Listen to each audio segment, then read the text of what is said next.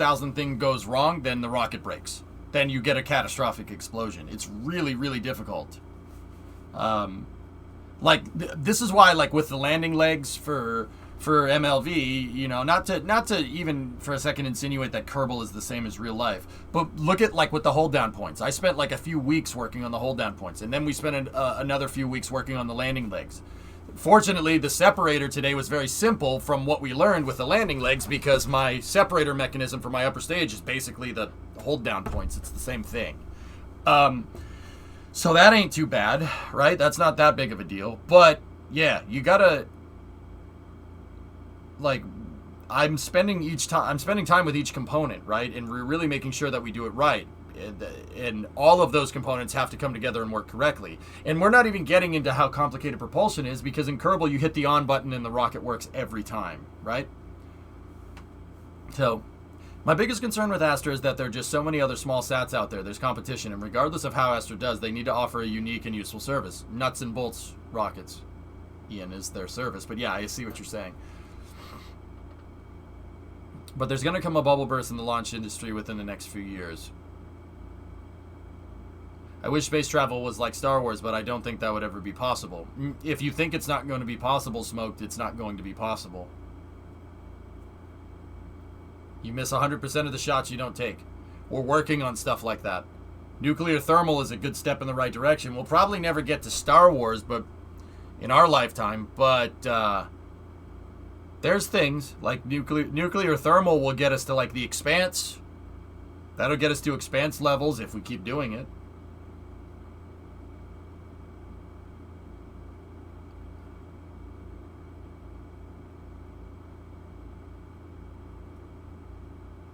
I just want Papa Bezos' Amazon Space House. Papa Bezos. Papa Jeff. All right, guys. I'm going to take 5. I'm going to go get something to eat, and we'll get back to space news. We'll get back to it with 100% less Twitch streamer cockiness. And then we got Satisfactory for after hours.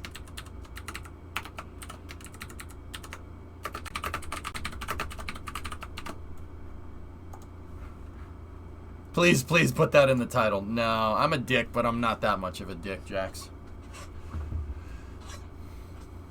Hey, Kasari, how are you? All right, let's see. Let's see.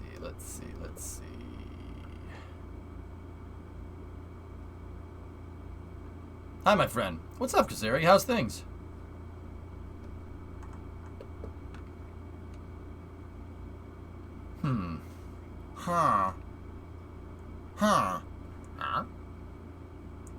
Here, I'm gonna put on the orbital mechanics one. Well, we're on a space kick. I like showing this. It teaches people about.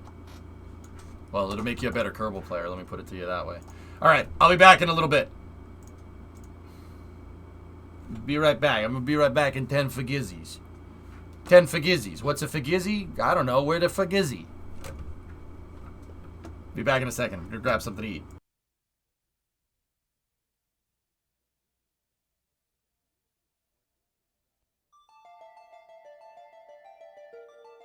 When ancient man looked to the heavens for guidance from the gods, he noticed star patterns and began to document their movement across the heavens. The ancients believed that the earth was flat, but around 350 BC, Aristotle proved that the earth was round. Later, about 150 AD, Ptolemy presented the geocentric theory, the belief that the earth is stationary at the center of the universe, with the sun, moon, stars, and planets revolving around it in complex orbits. In the 1500s, Nicholas Copernicus of Poland presented the heliocentric theory, the belief that the Earth revolves around the sun as it rotates on its axis. This aspect of astronomy evolved into an intricate study of planetary motion known as orbital mechanics. Today, orbital mechanics is applied to space flight and satellites that orbit the Earth or travel beyond our solar system.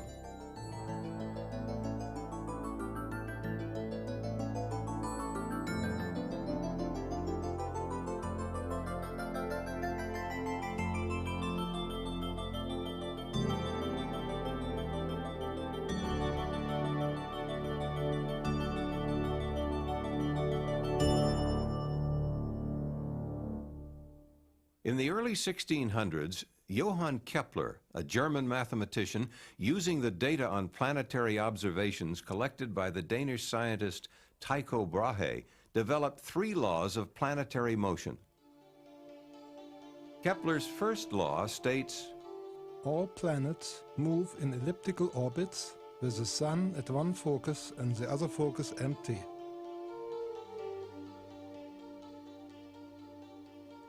applied to Earth satellites, the center of the Earth becomes one focus, with the other focus empty.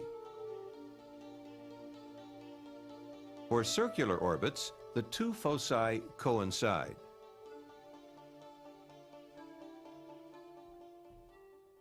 Kepler's second law, the law of areas, states, the line joining the planet to the Sun sweeps over equal areas in equal time intervals.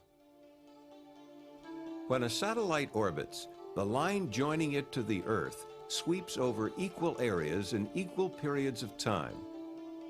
If areas 1, 2, and 3 are equal, times 1, 2, and 3 are also equal. Therefore, the speed of the satellite changes depending on its distance from the center of the Earth. Speed is greatest at the point in the orbit closest to the Earth, called perigee, and is slowest at the point farthest from the Earth, called apogee.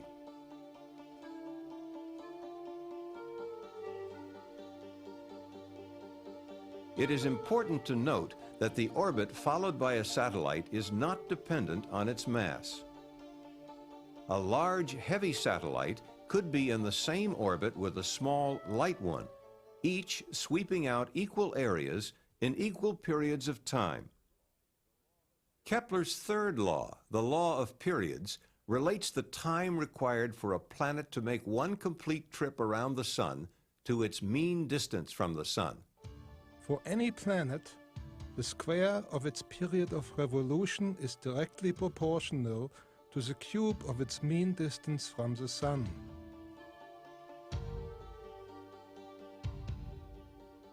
Applied to Earth satellites, Kepler's third law explains that the farther a satellite is from the Earth, the longer it will take to complete an orbit, the greater the distance it will travel to complete an orbit, and the slower its average speed will be.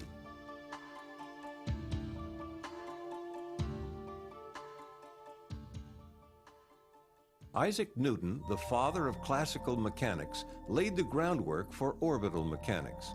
He combined the work of Kepler and others to formulate the law of universal gravitation and the 3 Newtonian laws of motion.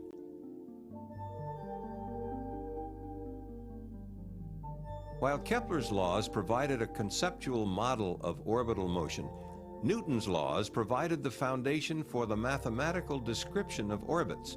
They explain why a satellite stays in orbit.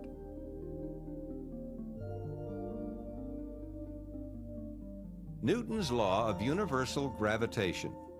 Any 2 objects in the universe, such as the Earth and the Moon, attract each other with a force directly proportional to the product of their masses and inversely proportional to the square of the distance between them. Stated more simply, the more massive the objects are, or the closer they are, the greater the gravitational pull between them. Newton's first law of motion. A body in motion will keep moving at the same speed and in the same direction unless acted upon by an external force. A satellite moves in a curved path around the Earth because the Earth's gravitational pull acts as an external force on it.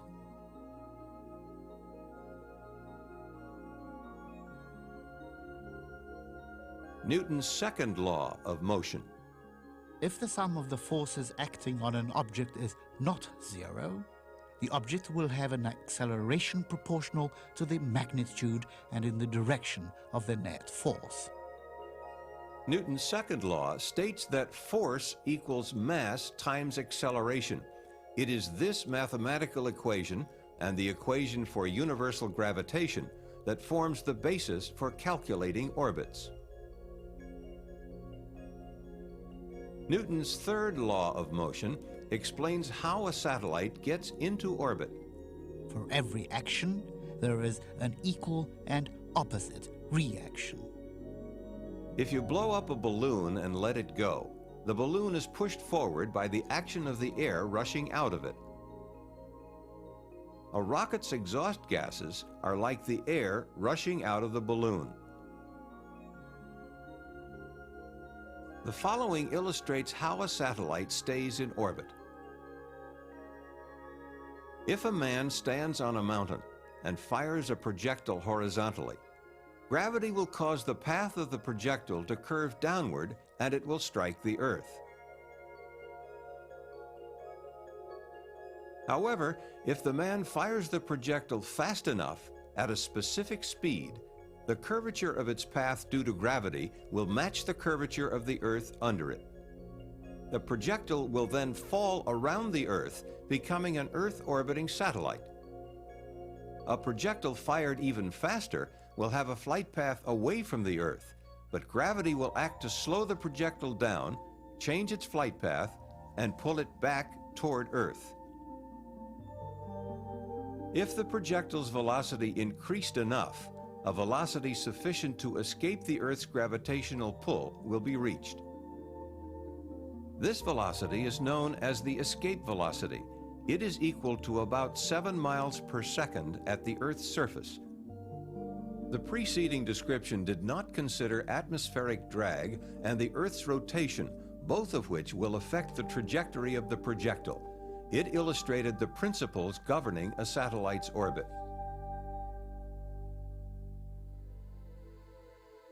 There are 6 numbers called the orbital elements, which specify the size, shape, and orientation of an orbit in space, as well as the location of the spacecraft in the orbit. Based on an orbit which is an ellipse, the 6 orbital elements are length of the semi-major axis, eccentricity, inclination, right ascension of the ascending node, argument of perigee, time of perigee passage. The major axis of an elliptical orbit is the line joining the perigee and apogee. This line is also referred to as the line of apsides. The first orbital element is the semi-major axis. It is simply 1/2 the major axis. Circular orbits have no apogee or perigee. Therefore, the semi-major axis is simply 1/2 the diameter of the orbit. The semi-major axis is used to define the size of the orbit. From this, the orbital period, or time that it takes for the satellite to complete one orbit, can be calculated. The shape of an orbit is defined by the second orbital element called eccentricity. For all ellipses, the value of eccentricity lies between 0 and 1. The larger the value, the more elliptical the orbit. A spacecraft in Earth orbit with an eccentricity equal to or greater than 1 will escape the Earth's gravitational field. When orienting an orbit in space, a 3-dimensional coordinate system must be defined.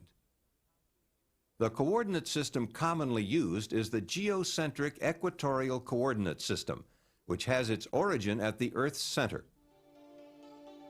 This coordinate system is a non-rotating reference system in which a satellite's orbital plane tends to remain fixed relative to the stars while the Earth turns beneath it.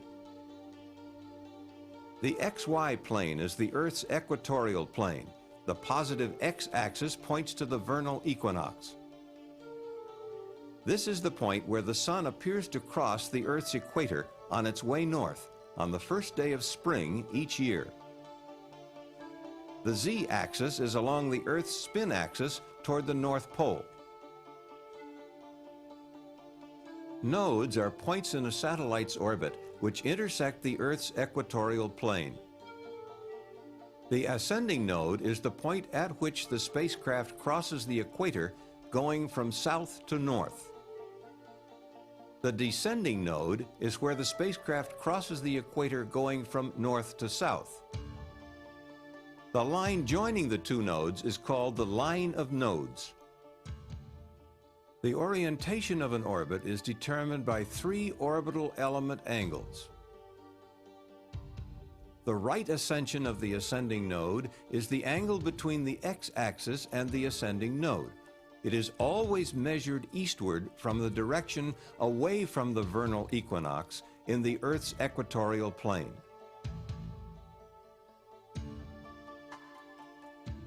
The argument of perigee is the angle between the ascending node and the point of perigee. It is measured in the orbital plane in the direction of spacecraft motion. Inclination is the angle between the equatorial plane and the orbital plane. A satellite which has an eastward velocity component at the ascending node has an orbital inclination lying between 0 and 90 degrees. Such an orbit is called a prograde orbit.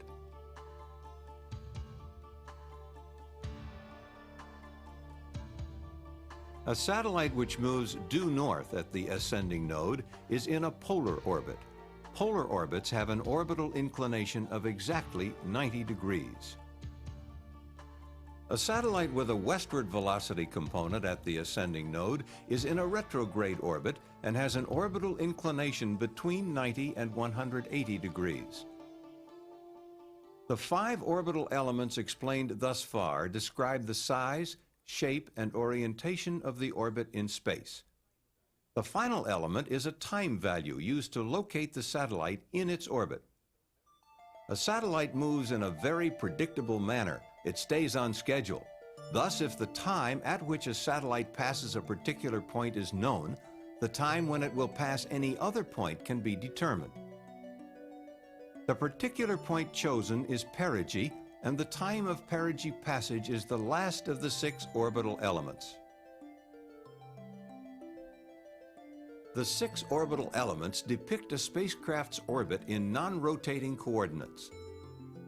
To visualize an orbit relative to the rotating Earth, a projection traces the spacecraft's position on the Earth's surface. The projected path is called the ground track.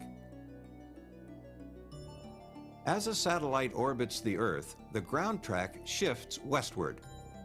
There are 2 causes for this. First, the primary contributor is the Earth's rotation toward the east under the orbital plane. Second, because the Earth is not a uniform sphere and bulges at the equator, its gravity is greatest at the equator. This causes the orbital plane to rotate slowly around the Earth's polar axis in a motion called precession. Precession is toward the west for prograde orbits and toward the east for retrograde orbits. For low Earth orbits such as those of the Space Shuttle at 150 miles altitude, the westward shift of the ground track due to the Earth's rotation is about 22.5 degrees, while the shift due to precession is only about a half degree. The inclination of a satellite orbit determines the north and south latitude limits of its ground track. The minimum orbital inclination is equal to the latitude of the launch site and is achieved by launching due east. For example, if a satellite is launched due east out of the Kennedy Space Center, which is located at 28.5 degrees north latitude, its orbital inclination will be 28.5 degrees, and the limits of its ground track will vary between 28.5 degrees north latitude and 28.5 degrees south latitude. If launch azimuth or direction of flight at launch measured eastward from due north is increased from due east, the orbital inclination angle increases as well as the maximum latitude of the north-south ground track. Therefore, the latitude limits of the ground track equal the new launch inclination. Similarly, if launch azimuth is decreased from due east, orbital inclination once again increases as well as the latitude limits of the ground track. The maximum practical inclination from a Kennedy Space Center launch is 57 degrees. This limit is imposed for safety considerations in order to keep the spacecraft and its booster system from flying over land masses during the ascent phase. To obtain an orbit with an inclination greater than 57 degrees, the spacecraft is launched from Vandenberg Air Force Base in California. Vandenberg offers the opportunity for southerly launches with orbit inclinations between approximately 70 degrees prograde through 138 degrees retrograde. A significant advantage of launching from Vandenberg is the capability to economically achieve polar orbits with ground tracks covering all latitudes from the North Pole to the South Pole. The Earth is constantly turning, and all points on its surface have an eastward velocity, with the greatest velocity occurring at the equator. The farther the launch site is from the equator, or as launch azimuth is increased or decreased from due east, less of the Earth's rotational velocity will be imparted to the launch vehicle. This requires more fuel to get into orbit, or payload weight will have to be decreased.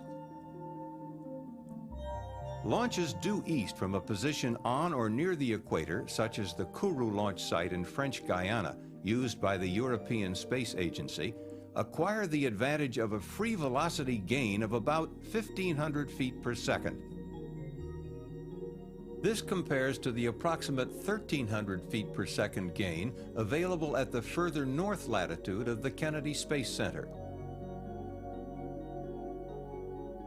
Launching from an equatorial site offers a significant advantage in payload weight capability and minimizes the amount of fuel needed to achieve an equatorial orbit.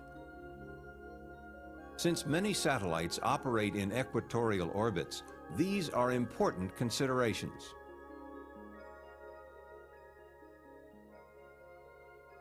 Spacecraft are launched within a specified time interval called the launch window. Some of the factors affecting the launch window are launch and orbit lighting conditions, sun angles, payload orbit requirements,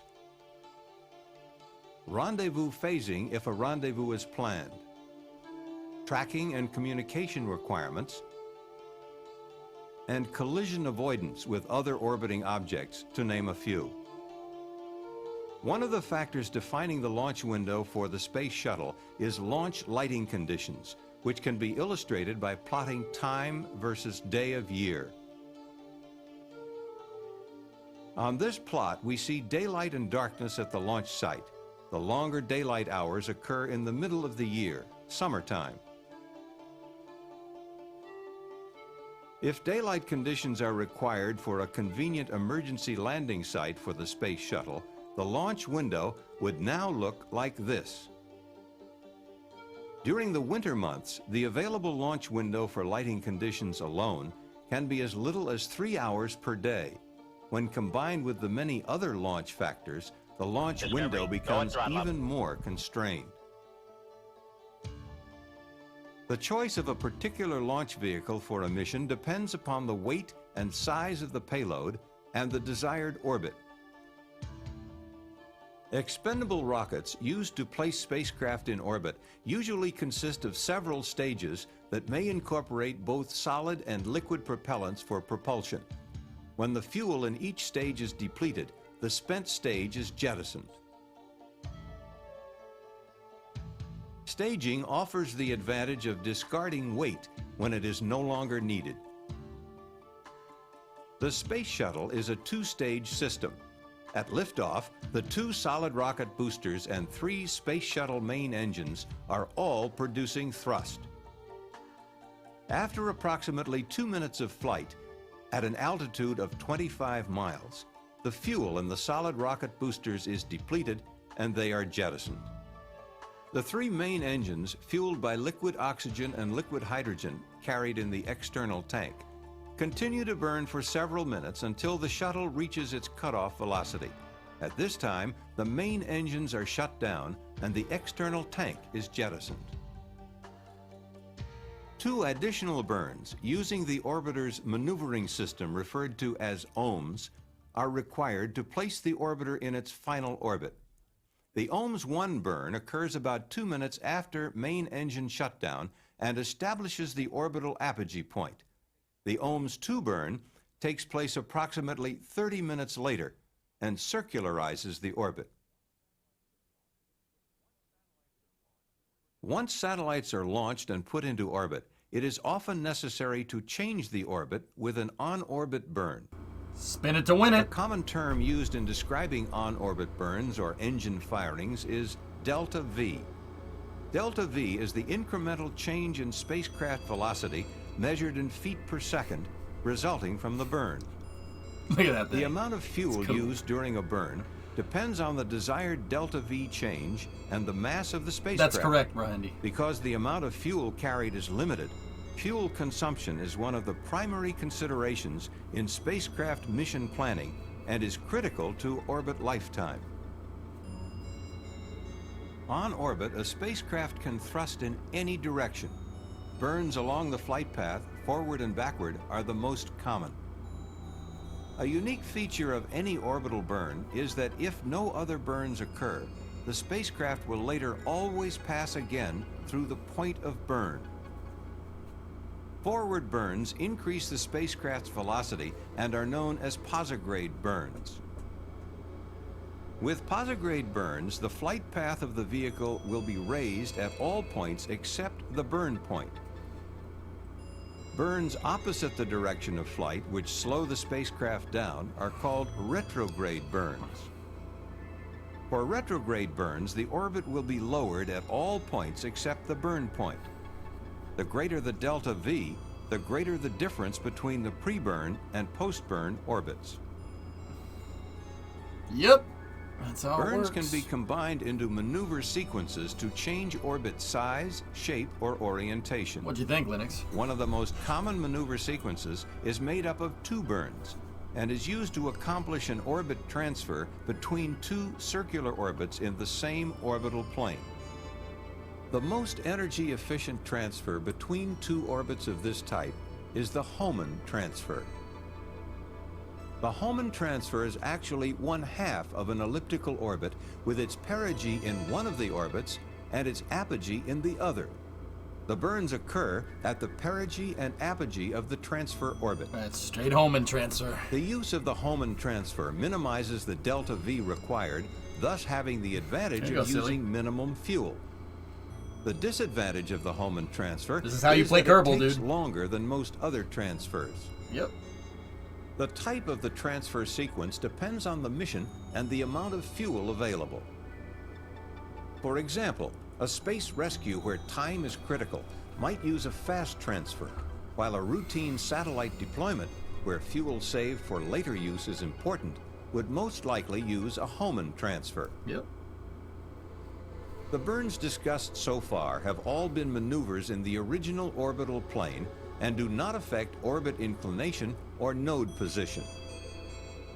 There are situations which require an Solar orbital Max. plane change, such as setting up a rendezvous. Okay, see that guy?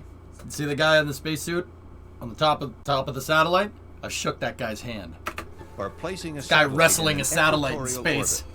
So freaking To cool. change the inclination, the thrust I'm never vector gonna must not be mention it. directed at an angle to the orbital plane.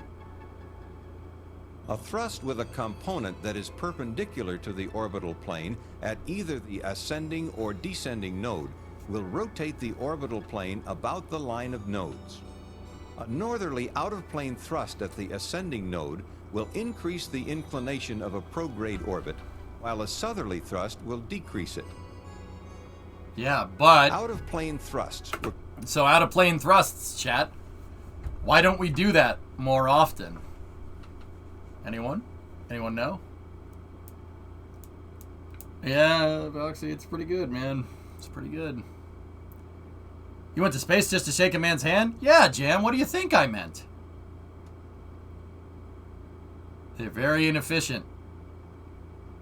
Hideously expensive on decibels. And Delta V, too. Listen. require considerable amounts of fuel and are performed only when absolutely required. The space shuttle, for example, using all of its onboard propellant, is capable of What's an that, on-orbit Jackie? plane change Oh, that's of cool. less than 3 degrees. Satellite orbital planes and altitudes are determined by their design mission, which very often includes a field of view requirement for optical or communications purposes. The field of view of a satellite is defined. What does a fast transfer look like if not using a Hohmann transfer?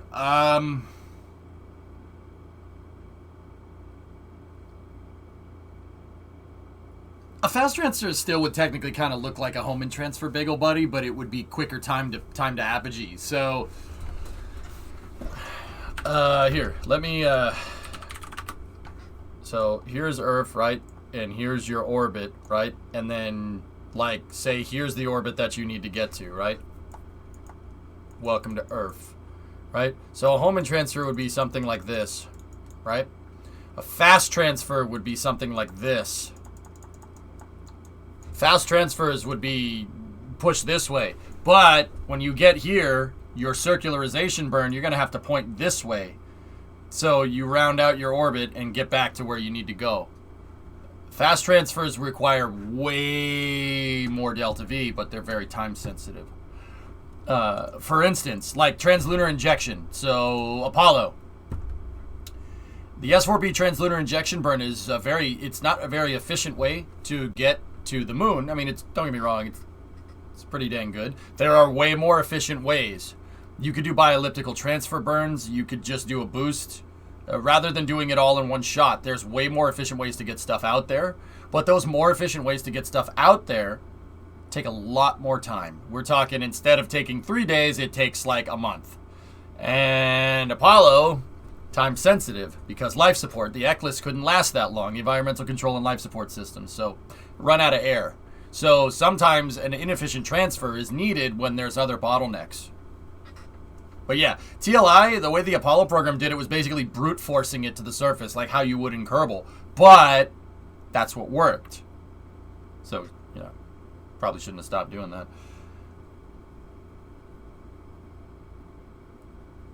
So you wouldn't catch up to your target as much as have a different phase angle. Yeah, pretty much. Getting out of the Van Allen belt is a prime thing too. I mean, you got to go around it. But yeah. All right. Anyway, let's see now.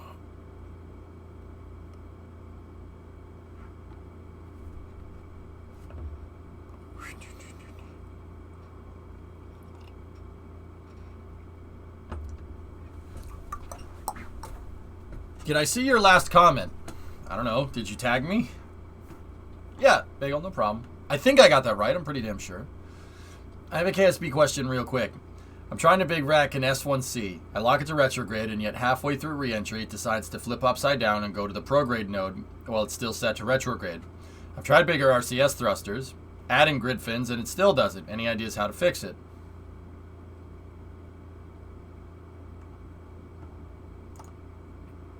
Didn't realize the orbiter maneuvering pod was so massive. Oh, the OMS engine. Yeah, AJ10s. Yeah, they're big. Oh, yeah. Very simple, but yeah, you need the big nozzle for vacuum optimization. So, Creeper, does your S1C have these on them? Those guys?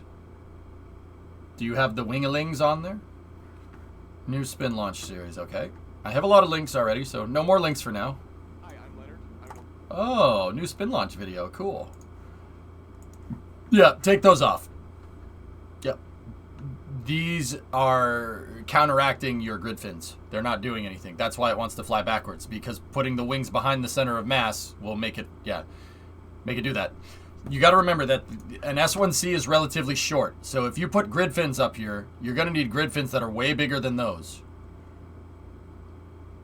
Actually, probably about the same size, because the center of mass on something like this is probably down here somewhere.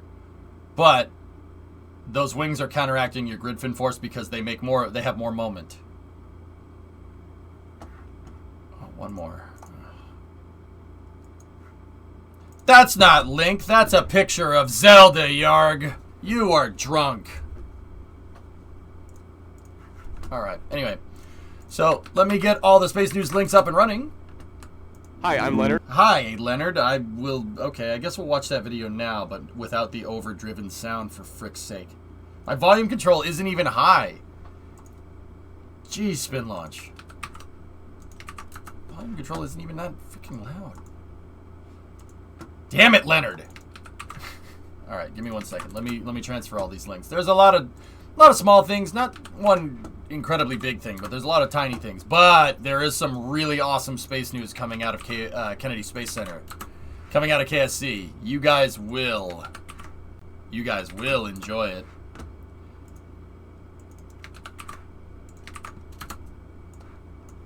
All right, I'm moving all the links there. There's the stuff. So let's just say that they some stuff went down at KSC last night. They started moving around some pretty hefty pieces of equipment.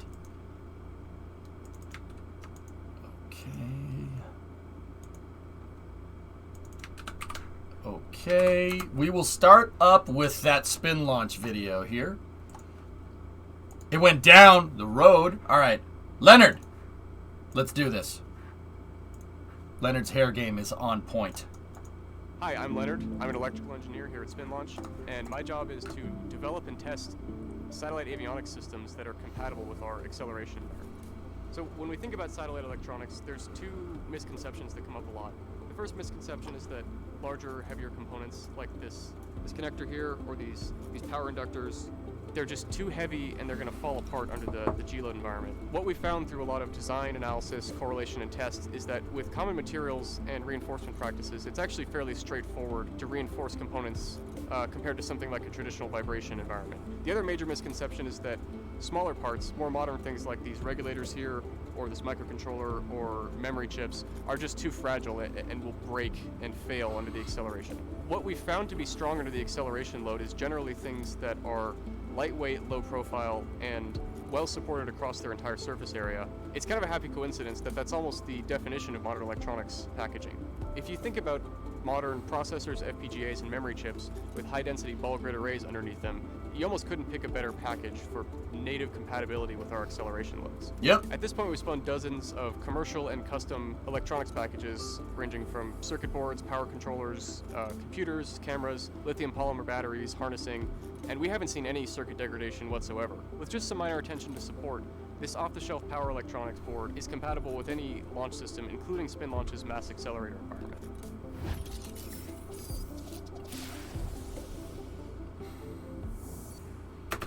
So basically what he said is that the way a PCB or a computer chip is set up is actually really, really useful, and they don't really need to change anything with their...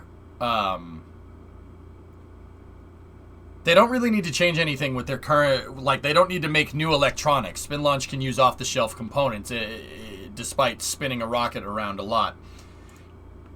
If you're wondering, Spin Launch is in fact not a meme.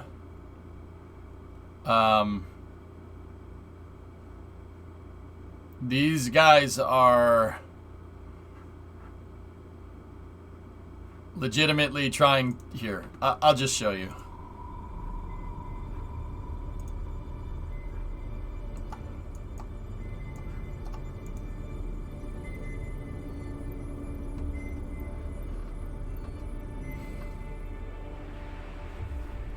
No, Foz, I don't think. Watch this.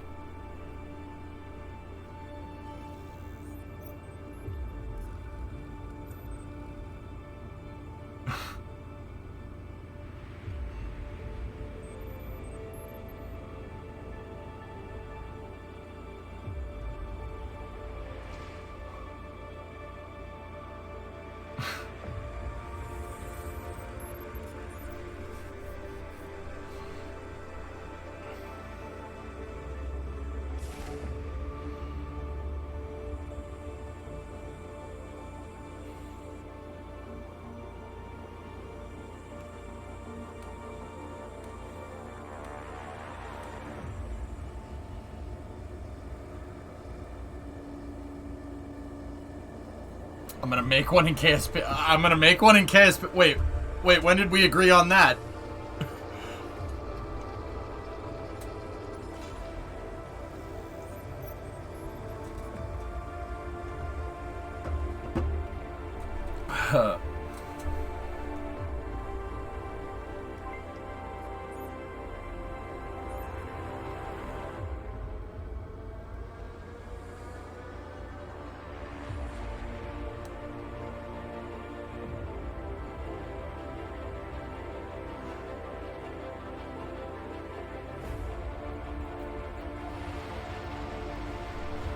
Wings, Jonas, would do it. Will you eat your hat if this makes orbit? Yarg, as messed up as this sounds, I really don't see anything that says that this can't be done. It's just a really strange way of doing things, man.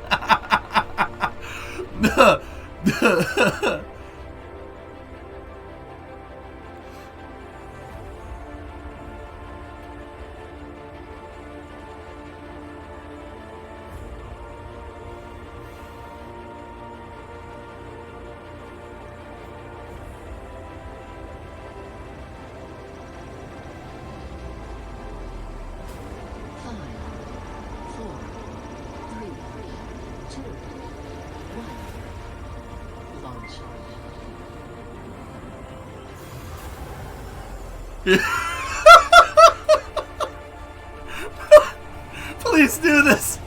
This would be excellent. It's so funny. I love it. Yeet! Right out there. Wait, did they build that or is that a render? This is what Spin Launch wants to do. And before you say, well, wait, what the hell? Dude, watch. Watch. Watch this.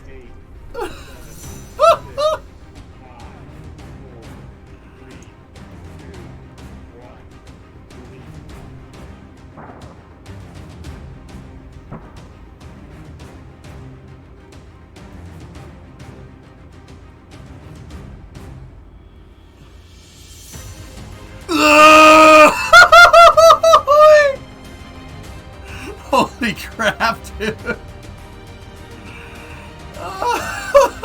That thing's still going up. You getting sick yet?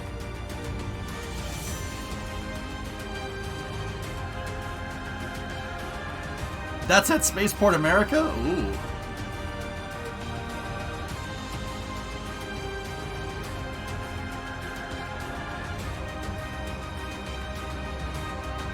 Hey.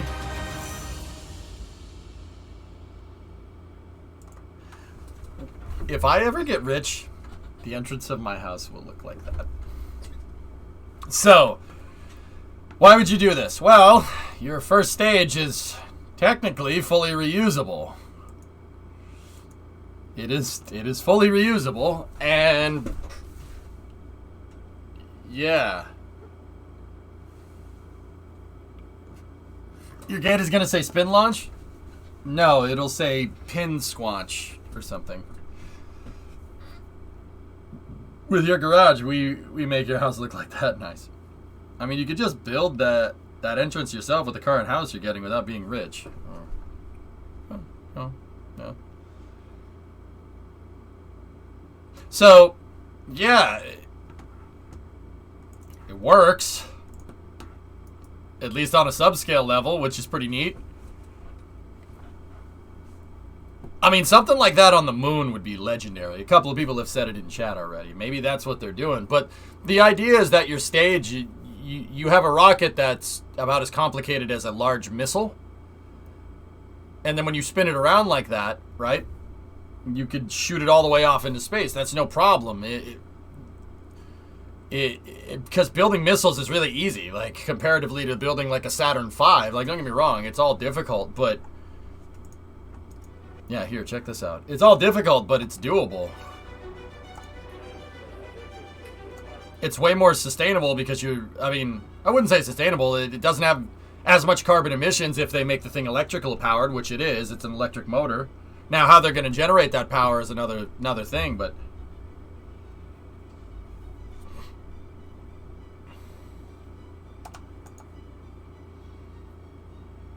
My mustache is better.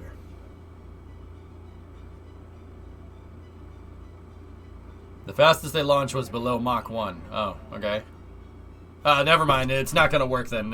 Yeah, no, yeah, they got to go 50 times more. Never mind. I'll just go to the next news. Never mind. It's not worth it. Look at this.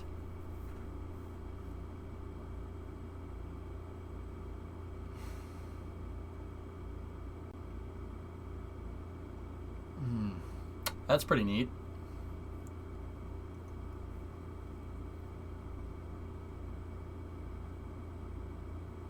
So Blue Origin posted this today. In 2016, we developed our BE4 start sequence and tested the initial pre-burner injector hardware. When we ran 596 seconds of deep throttle, while we ran 596 seconds of deep throttle over 82 tests, this high-speed camera captured the very first stable element-by-element ignition through its start sequence. So now we know what the BE4's injector plate looks like. Next news. That's right.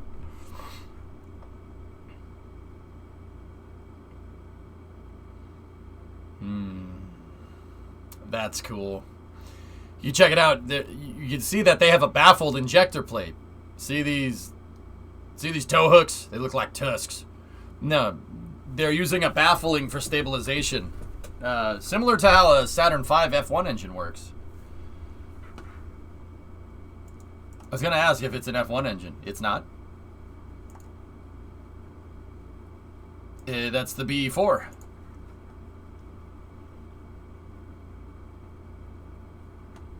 Grab Shark, we can't do that though. That's impossible. Some people never learn. I mean, maybe it might work. It might catastrophically fail. I mean, either way, I'm going to have a lot of fun. So, just saying.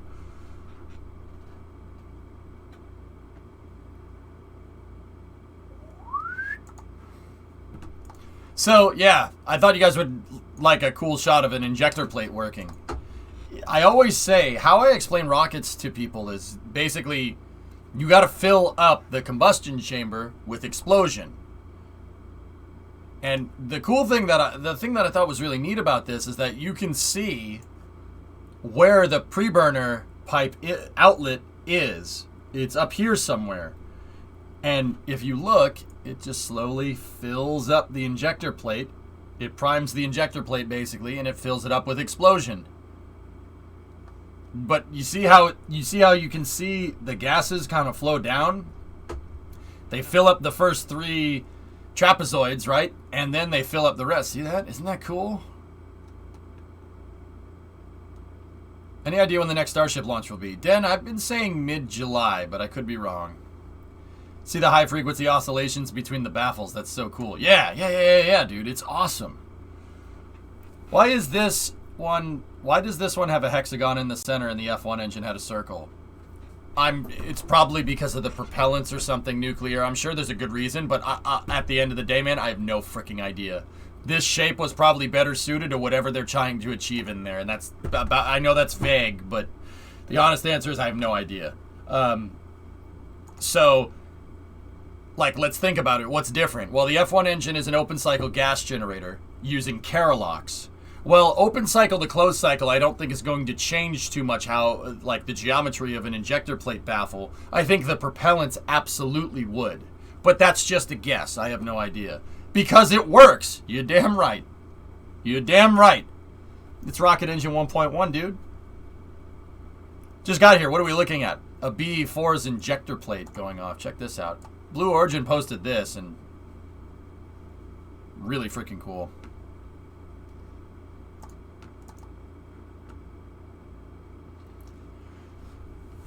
Oh, man. So, guys, what you're looking at is a rocket, the business end of a rocket engine without the combustion chamber, the throat, and the nozzle. This is just the very top of the rocket engine. You can see the bolt holes where the combustion chamber would attach. You're just looking at basically the power head of the engine. Right, Grav? I know it doesn't look like much, but you see how it fills it up? Oh, that's so cool. You got to fill it up with explosion. Oh, that's so gnarly, man. What a crazy shot.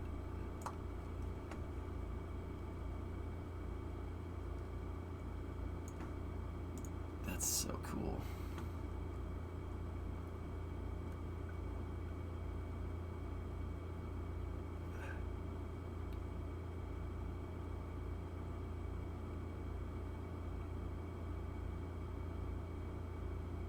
Yeah, fuel injection many times over.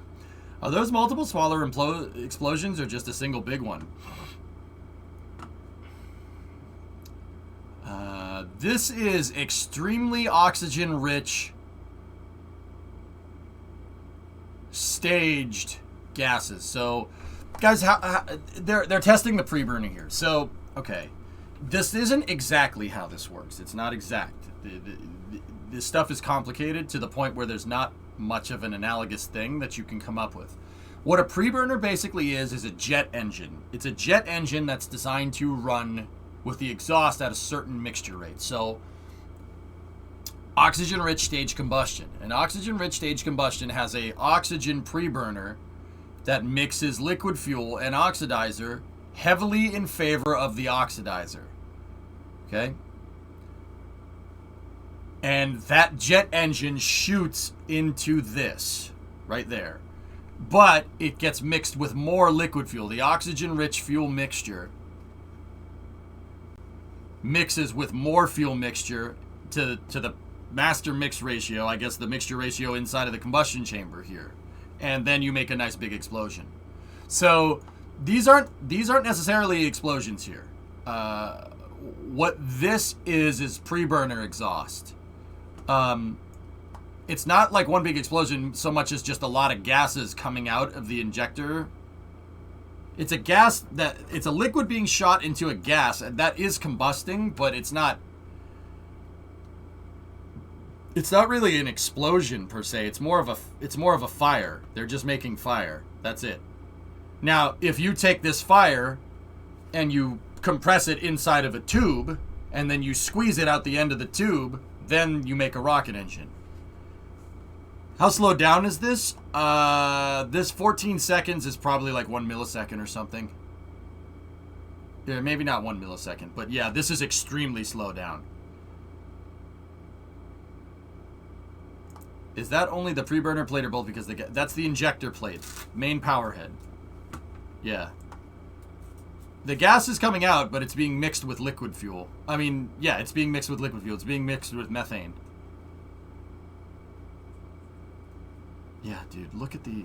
Oh, that's so cool. How I always describe the combustion chamber of a rocket engine to people, guys, is you have to make an explosion big enough to fill up the combustion chamber. That's a really good visualization for that. See how it flows in? Look. The explosion is not filling up the injector plate. See that? Well, explosion not filling up the injector plate is not the right way to say that, but see, look at how it oscillates around because it's not completely full because the engine's throttling up, or the pre-burner is at least. And then look at how much crazier the central explosion gets when these things start filling up fully with fuel. Well, with mixture, I should say. See that? Watch. See how, look at that. Once they really start getting filled up, then the explosion gets real gnarly. Isn't that cool? That's very rare footage, guys. You really won't see that from anybody else. That's really rare footage. Yes, but where does the fuel come out? Because the oxygen-rich gas seems to be coming out of all the injector ports.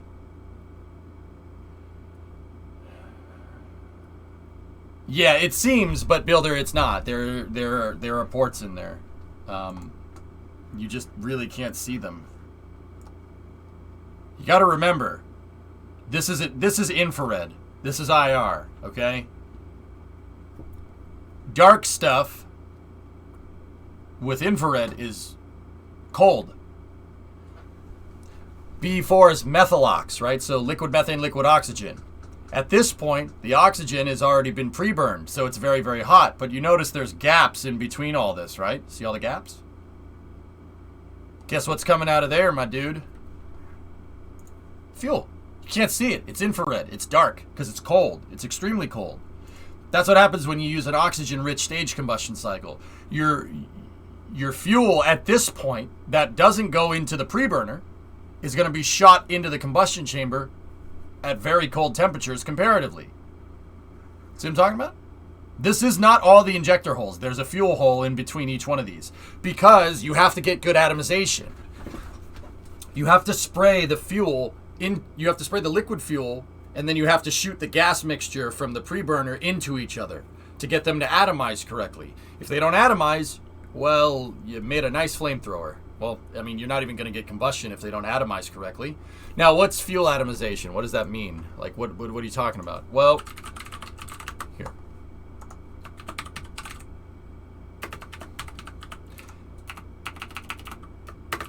Do you guys remember the Smarter Every Day video?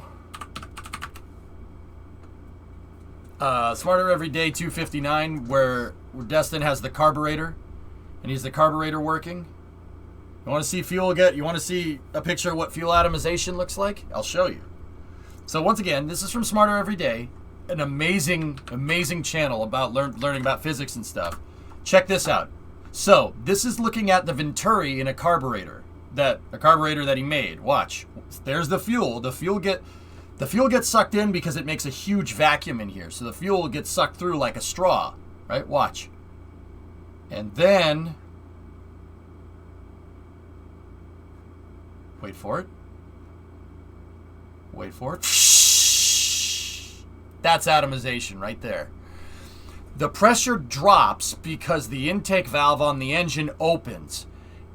And inside of that area where the fuel is, the pressure drops crazy fast. Because the pressure drops crazy fast, the liquid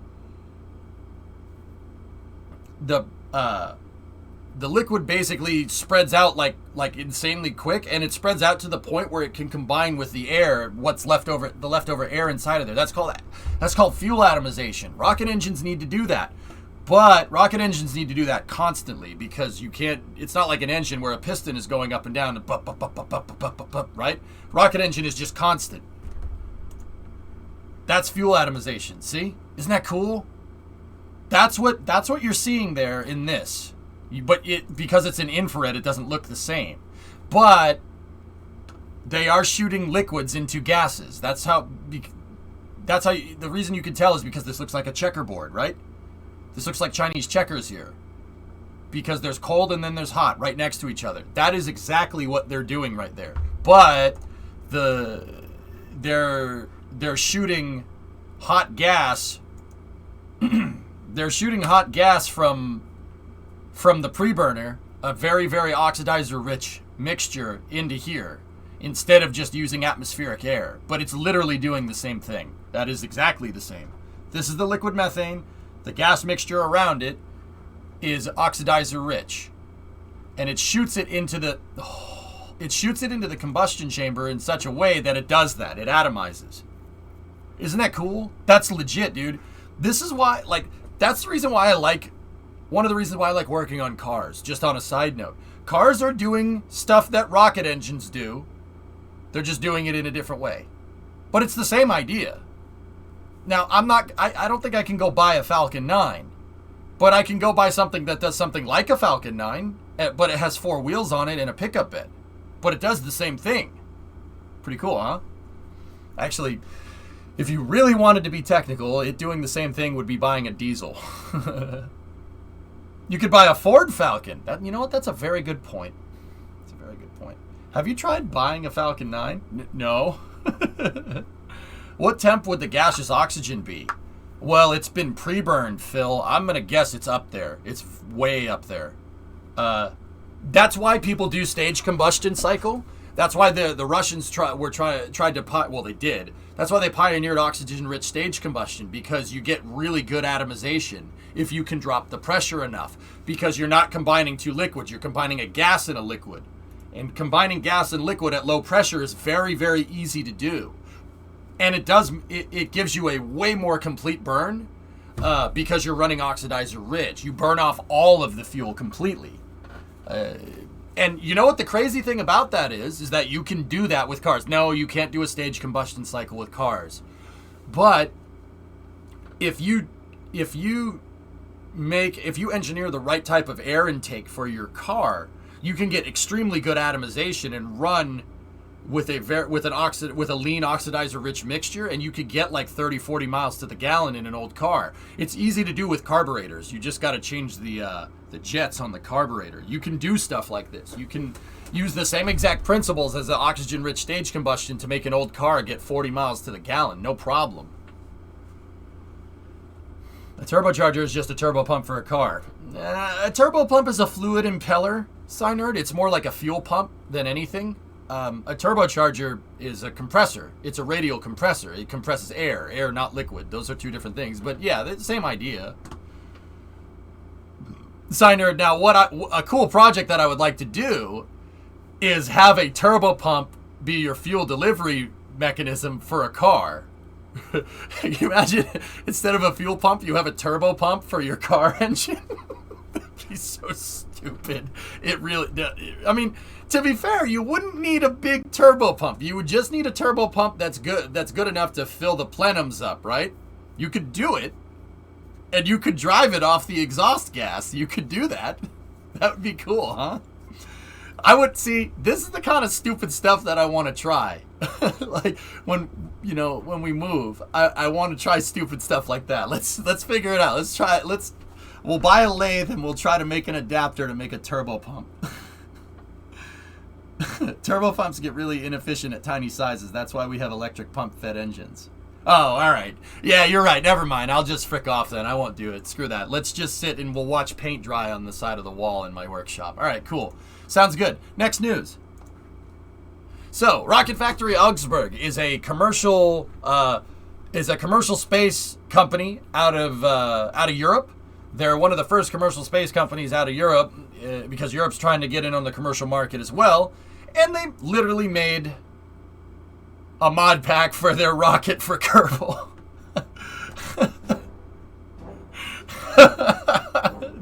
What is going on?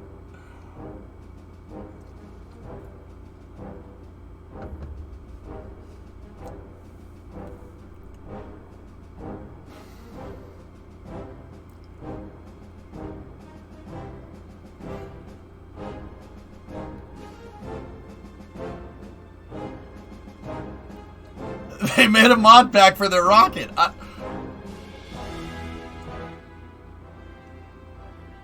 I honestly don't know why more rocket companies don't do this. Like, I mean, I don't think SpaceX needs to do it, but like Electron or Astra or whomever, it would be very fitting for Astra. Oh, that's so mean. I'm a piece of trash. I acknowledge my trashiness. I'm going to hell. I get it. Because stuff blows up. All right, what happened to the ULA pack? Well, I don't know. The same people that ask dumb questions in my chat, they go away. They go away.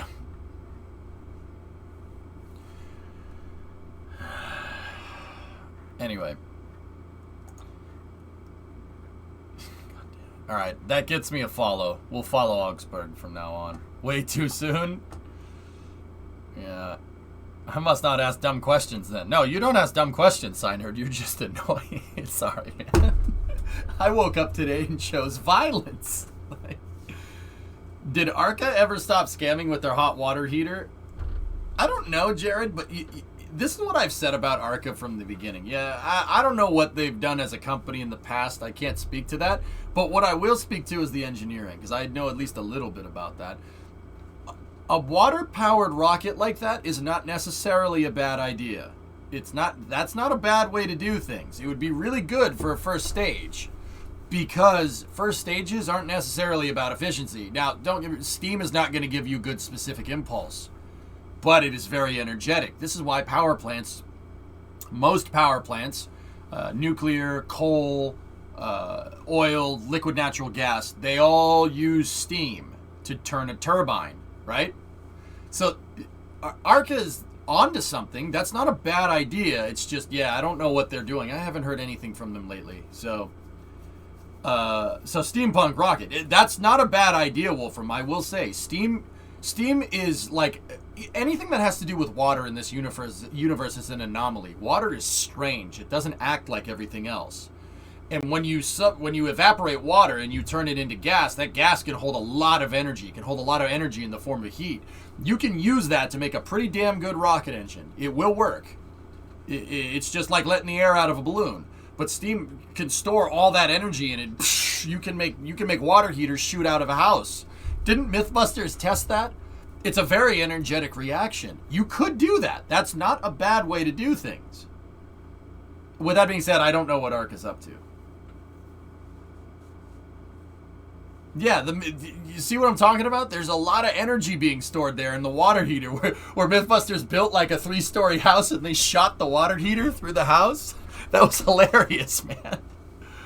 Oh, boy. It's an idea, but from what I've seen in my aerospace classes, I think the density of your fuel water is just too inefficient. Yeah, Jared, I get it. You'd need a really big, dumb first stage, but we seem to have no problems doing that with solid fuel. Solid fuel boosters are very inefficient. Don't get me wrong, your first stage would need to be very big. It'd be a very funny looking rocket. To even make like a small sat launcher, you'd need a stage like as big as Falcon 9's first stage. It would look like a Falcon 1 upper stage on top of a Falcon 9, but you could do it. It's doable. You don't need to be that efficient for your first stage, right? Your first stage is all about that TWR, and that's what Steam has a lot of power. That's where Steam really, really, really, really, really comes into its own. Look, I mean, on the other hand, there's probably a good reason why people aren't doing it. But on the other hand, it's not a bad idea if you could do it a lot, right? And heating up water, I'm pretty sure, is pretty dang easy. You do that every day if you cook stuff.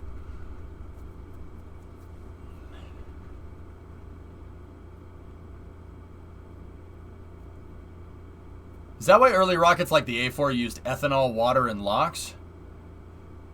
Yeah, Bagel Buddy, I think what Von Braun was trying to do with the A4 is get something that has a lot of energy, right? It has a lot of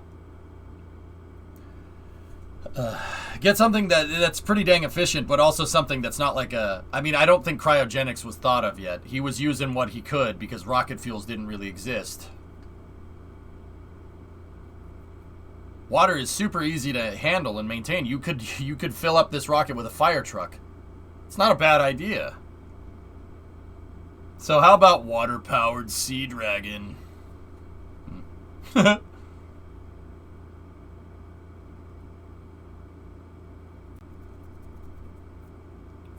So non-toxic, you can drink it. Yeah, can't have carbon emissions if carbon ain't part of the equation, right? Anyway, okay. So the next bit of news here is coming from Jeff Faust here. This is starting now for what it's worth. Journalists have to submit questions by email, which is less than ideal. Bill Nelson is addressing today the ESA's council session, a summary of the current discussions and ongoing cooperation between ESA and NASA, which will be presented in a presser. Let's see. The ESA's Joseph Ashbacher is the guy that runs the ESA. Let's see. Notes that there's an already strong relationship with NASA. That an already strong relationship with NASA intensified after current events. That includes potential NASA support for ExoMars, but no announcements about that today as discussions are ongoing. Bill Nelson talking about his visit to the ESA Council meeting as part of a broader European trip. Okay. When could a European astronaut land on the moon? It depends on how quickly you land. First landing is planned for 2025, but space is complicated. Looking forward to having an ESA astronaut on the moon. Ashbacher adds that he hopes a European astronaut lands on the moon before the end of the decade, but can only express a wish for that. Okay.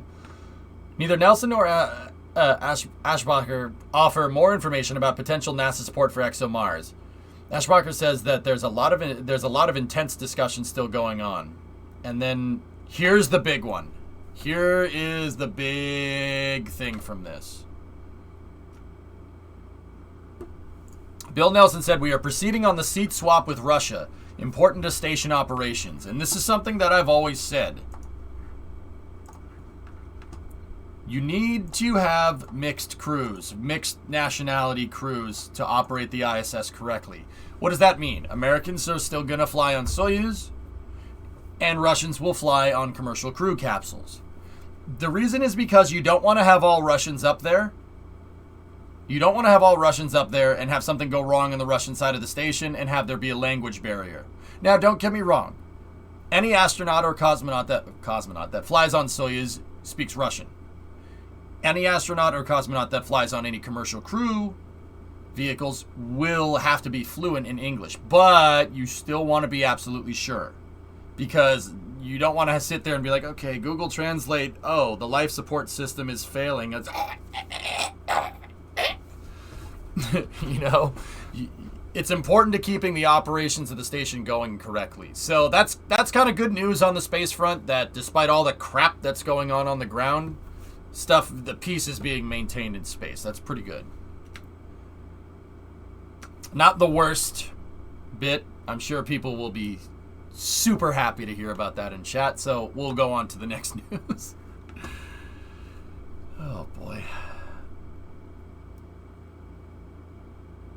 So Rogozin is just barking. Yeah, he likes to talk a lot, Mars. It's fine. I like to talk a lot too. Well, who says they didn't? But I ain't crazy. Boom! Roasted. No, anyway. Next news. So, NASA updates astronaut assignments for Boeing Starliner test flight. Okay, so this is coming right from NASA. NASA switched up the crews for flying on Starliner here, for the first Starliner CFT mission. As you know, a couple of weeks ago, Boeing did fly the OFT-2 mission, and everything seemed to be going well. I would go ahead and say that that it went pretty dang well, because they're assigning crew for the first crew flight test. That is a pretty good indicator that everything on OFT-2 went pretty smoothly. They wouldn't assign a crew if there was something wrong with the capsule or something that needed to be understood or learned. So that's actually pretty good. Let's see what they have to say. NASA will fly 2 astronaut test pilots aboard the agency's Boeing crew flight test mission to the ISS, where they will live and work off the Earth for about 2 weeks. Crew Flight Test Commander Butch Wilmore, who NASA assigned to the Prime crew in October 2020, will join NASA astronauts Sonny Williams, who will serve as the pilot.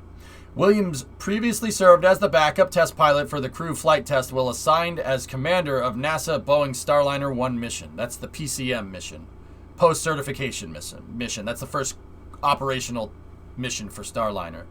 Starliner's first post-certification mission. Yep, okay, just said that. As CFD pilot, Williams takes the place of astronaut Nicole Mann, originally assigned to the mission in 2018.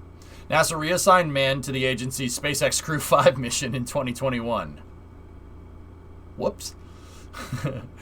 Based upon current space station resources and scheduling needs, a short-duration mission with 2 astronaut test pilots is sufficient to meet all NASA Boeing test objectives for the crew flight test, which include demonstrating Starliner's ability to safely fly operational crewed missions to and from the space station. To protect against unforeseen events with crew transportation to the station, NASA may extend the CFT docking duration for they could extend it up to 6 months and add an additional astronaut later if needed. NASA astronaut Mike Fink, who the agency previously assigned as the Joint Operations Commander for CFT, will now train as the backup spacecraft test pilot and remains eligible for assignment in a future mission. Fink's unique expertise will come to benefit the team as he retains his position as flight test lead, filling a vital role in Starliner certification. Thank you, Sunshine. Mike Fink has dedicated the last 9 years of his career to these Boeing missions, and Sonny the last 7. Butch has done a marvelous job leading the team as spacecraft commander since 2020, said Reed Wiseman, chief of the astronaut office at Johnson Space Center. Reed Wiseman, Navy pilot. Yep. He flew Super Hornets, if I'm remembering right. It was great to see Starliner's successful journey to the ISS during the OFT-2 mission last month. We're all looking forward to cheering on Butch and Sonny as they fly the first crew Starliner mission. Hey, Envy, what's going on? Wilmore, Williams, and Fink each have flown previously as long-duration crew members aboard the space station. And if I'm looking at that right, they all flew on the space shuttle as well. NASA astronaut Jeanette Epps continues to prepare for an upcoming long-duration mission aboard Starliner. NASA has also identified backup flight opportunities for Epps on the Crew Dragon spacecraft for additional scheduling and resource flexibility. EPS has begun cross-training on the SpaceX Crew Dragon spacecraft to prepare for this possibility. Meanwhile, NASA and Boeing are continuing to conduct OFT-2 data reviews while assuming future CFT launch opportunities. Following successful completion of the uncrewed OFT-2 mission, the Starliner crew module has returned to Boeing's Commercial Crew and Cargo Processing Facility, the C-3PF, next to the Commercial Crew and Cargo Processing Office, the C-3PO. No, I'm not making that up.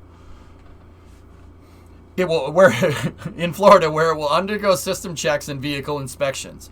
The Starliner team is in process of delivering the initial flight test data to NASA and jointly determining forward work ahead of a crewed flight. These engineering and program reviews are expected to continue for several weeks, culminating in a launch schedule assessment at the end of July, based upon spacecraft readiness, space station scheduling needs, and an Eastern test range availability. Cool. Starliner and Atlas V performed well during all phases of OFT-2, and now are taking a methodical look at each system to determine what needs to be upgraded or improved just ahead of the crew flight test, just as we do with every other crewed flight. Steve Stitch said that. He's the manager of the Commercial Crew program. Additionally, Butch, Sonny, and Mike have been instrumental in the development of Starliner on a path to having a second space station crew transportation system.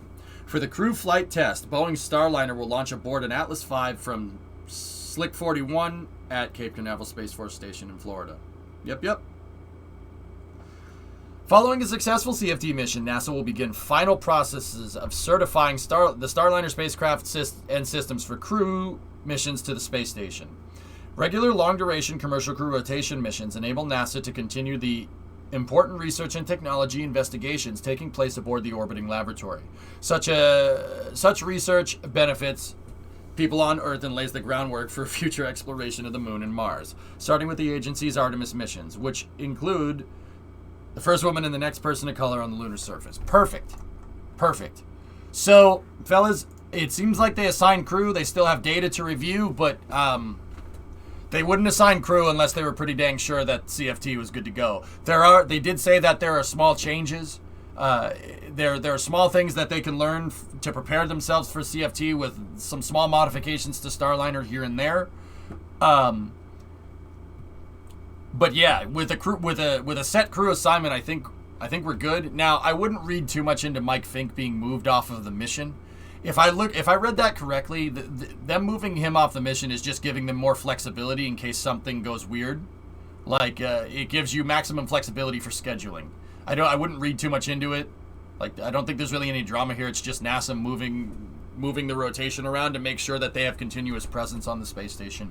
Pretty sure that's what's happening here. So that's good. That's good news. They wouldn't assign crew to it if they weren't sure. So that's a good thing. That's a good thing. It sounds like standing up, putting all your eggs in one basket. You need to hedge your bets all the time. Gotta hedge your bets, dude. Okay.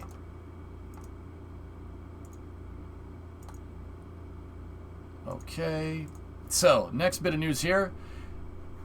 This is coming from Spaceflight Now. So this is Stephen Clark. 9th asteroid added to the Lucy mission. Optimism grows on solar array issue.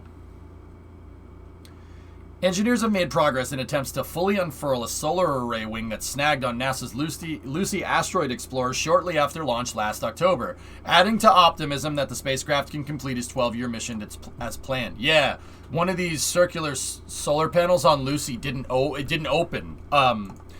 It didn't open all the way. It's not like it's jammed shut. It just didn't unfurl all the way, and it didn't lock into place. So there. Leave a message. They okay.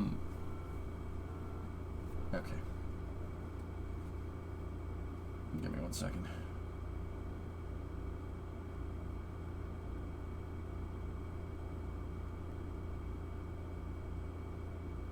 Cool.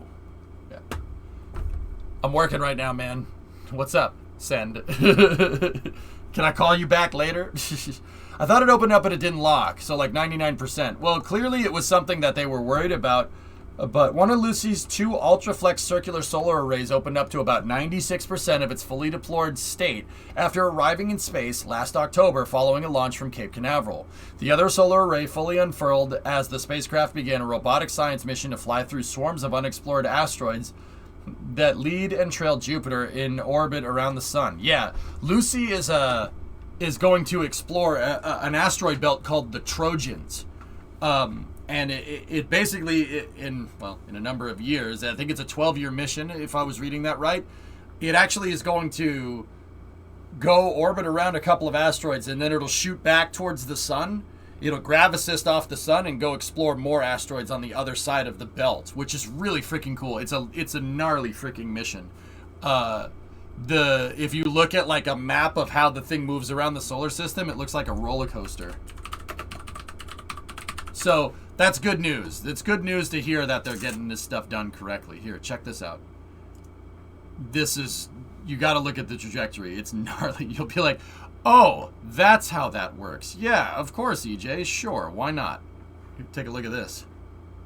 You just linked it? Oh, thank you. Yeah.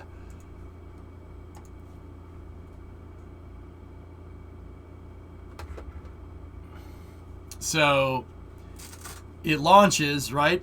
It's gonna grav assist off the Earth a couple of times. It'll launch from the Earth, do a rotation, grav assist, do another rotation, grav assist again, shoot out to the L4 Trojans, right? And then it'll fly by a bunch of asteroids out there. So the possibility of successfully navigating an asteroid field is approximately 3,720 to 1, Lucy. Never tell me the odds. And then it's going to grav assist off those asteroids and shoot back, grav assist off the sun, and then go check out the L5 Trojans. Now, well, that's pretty neat. Shut him up or shut him down. Pretty cool, right? So that's good that they got the solar panel unfurled. That's pretty sweet. NASA's confident that they can complete its 12-year mission. Perfect. Everything is good in the world on that front.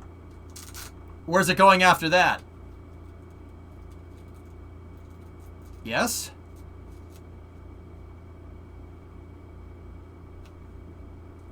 To oblivion and beyond. Wait, what?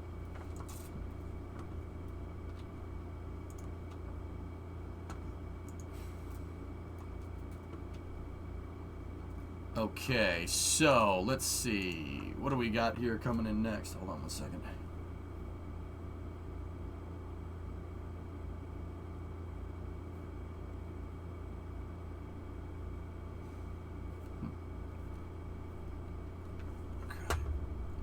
Visiting Starman, yeah, right? So we have some news coming out of ULA. ULA has, here, check this out. This is coming right off of ULA's blog. USSF-12 Atlas V receives 2 SSE satellite payloads. There's a lot of acronyms in there. So the Space Force 12 mission. Yep. SF-12 is 2 satellites stacked on top of each other. What they are and what they do is SSC, sure. Space Systems Command. National Security Mission behalf on Space Systems Command. Yep, yeah, sure. Okay. It looks like the payload was encapsulated, and it looks like they stacked it. Yep, they stacked it on Atlas V. There it goes. Yeah, baby. Look at that thing. That's pretty neat. So yeah, we're on par for another Atlas launch pretty damn soon. Cool. All right, speaking of ULA, we want to go over here. Tori Bruno posted this picture. Ask and you shall receive. Sometimes. Sneak peek into the rocket ship delivery today. And yeah, here's what I mean, dudes. Look at this. Look at this. There's freaking. This is the ship that. This is looking up the back end, looking at the aft end of the ship that ULA used to move their. ULA uses to move their rockets around. There's a Delta IV, and it looks like 2 Atlas V cores. Either that or that's a Centaur. I forgot. Can we pay in a way so you can work on a certain mission and project in KSP or no? I haven't done anything like that smoked in a long time, dude. In a very long time. So yeah, this is rocket ship. That's what the ship is called. It's called rocket ship. It's a huge roll-on, roll-off ship that has a gigantic hydraulic ramp at the end here that where it basically just backs up, rolls the ramp down, and then you drive rocket stages out of it. It looks like we got an Atlas stage over there, and it looks like it might be another Atlas stage. It looks like 2 of them. It could transport 3 rockets. It could move an entire Delta IV Heavy supercraft. Yeah. You could fit... This thing was designed to fit 3 of these in there. That's why it's so ridiculously large. Delta IV, the way it's transported and also the way that it's integrated is on these white carts right here. There's a specialized vehicle that's made by COMAG that's designed to drive underneath it and lift it up. Kind of like Starship, actually. The Delta IV integration system might seem a little ridiculous, but it's not as crazy as you might think. It's designed to be able to be put together extremely quick. I've seen these carts up close. I had the pleasure of touring the Delta Operations Center one time. ULA was cool enough to let me do that. I don't know why you'd let me near rockets, but hey, whatever. And we got to see all this stuff. I got to see Delta IV Heavy up close, the one that delivered Parker's solar probe, and see the ICPS and a Delta IV second stage as well. It was really cool. Lockheed Martin, what is that? Posted some new preview of Aegis 4 hours ago, if that's something for Space News.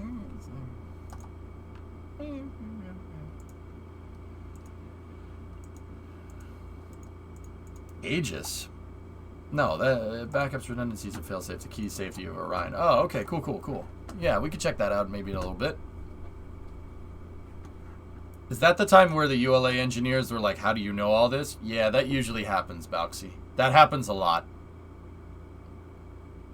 Yeah, that happens a lot, dude. Yeah, they were confused. They were like, who are you?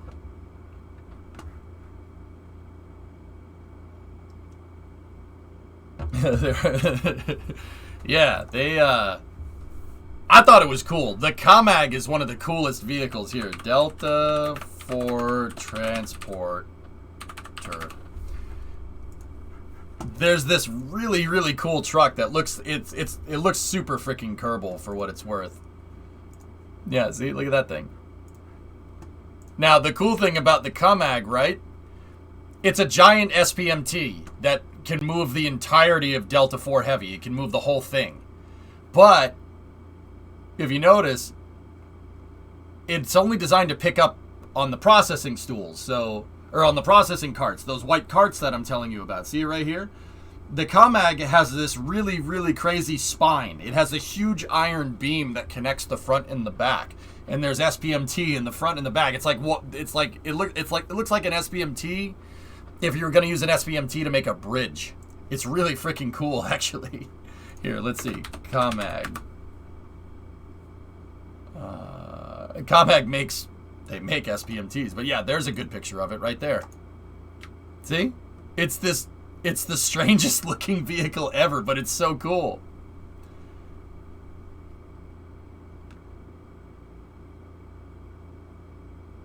Yeah, that's how Deltas were designed to be put together. They sit on these cradles right here, and this thing can just pick them up and put them down. It makes it really easy to put one together, because you just park one side core, then you park the center core right next to it, bolt them together, and then you back up and you park then you park the other CBC next to it, and then you bolt the whole thing together, right?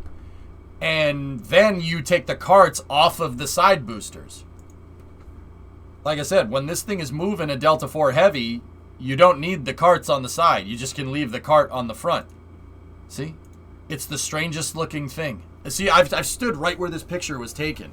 There's 3 bays inside of the Delta Operations Center. They could build up to 3 Delta boosters at once. There's 3 HIFs combined together. It's really freaking cool. I'm kind of bummed that Delta is on its way out, because the way it goes together is actually insanely smart. The reason why is because Delta was designed to do what Falcon 9 does. Not boost back and land or anything like that. It was designed in anticipation of a commercial market. The dot-com boom in the 1990s, it was designed around that. And they made it so, they gave it insane capacity. Look, check it out. There's 3 HIFs next to each other. And the demand at first was so high that they ended up building a 3rd integration facility. You can definitely see that this was supposed to be just 2 right next to each other. And then they ended up expanding the damn thing, which is pretty gnarly. This place was supposed to be hopping a lot. But, yeah, the dot-com bubble crashed, and then the demand for rocket launches went down, and now it barely sees 1 launch a year. That's because Delta's on its way out, which really sucks. Falcon 9 basically ate its lunch. And you know what the even crazier thing is? Slick 37B, Delta Force pad down at the Cape, has a erector.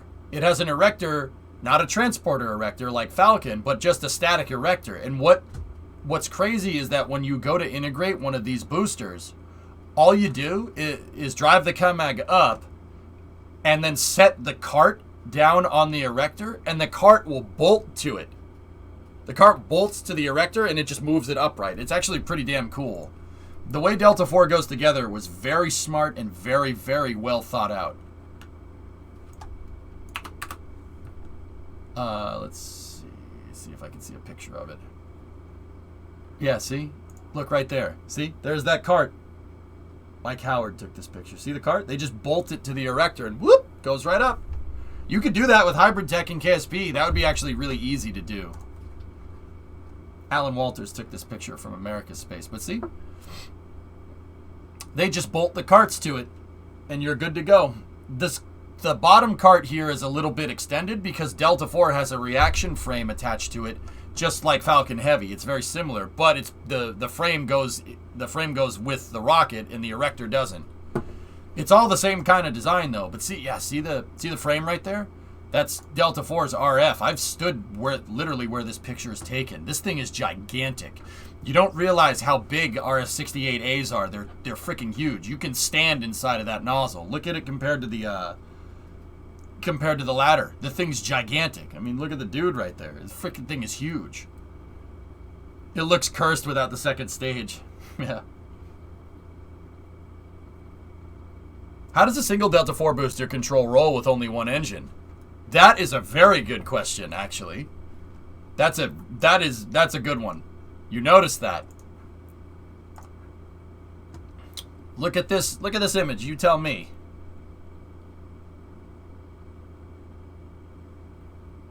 How is that going to control roll?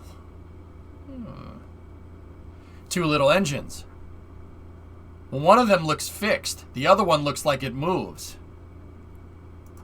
So check this out, builder. This is what I mean about Delta 4. It was really, really, really well thought out. So RS-68A. Take a look at this. The RS-68A is an open cycle hydrolox engine, meaning that you have a hydrogen turbo pump and an oxygen turbo pump. And that's it. They don't go back into the nozzle. They don't regeneratively cool anything. You don't need any of that. It was designed to be as simple of a powerful hydrolox engine as you can make. Now, the gas generators are open cycle. Look, there's a gimbal on the end of the gas generator and a thrust vector controller. It uses the exhaust from the turbo pumps as a vernier thruster. Pretty cool, huh? That's what I mean, man. That's very well thought out. Delta 4 was very smart. That was a very smart idea. It's really freaking cool. You can see it right there. There's a TVC attached to the end of the dump right there.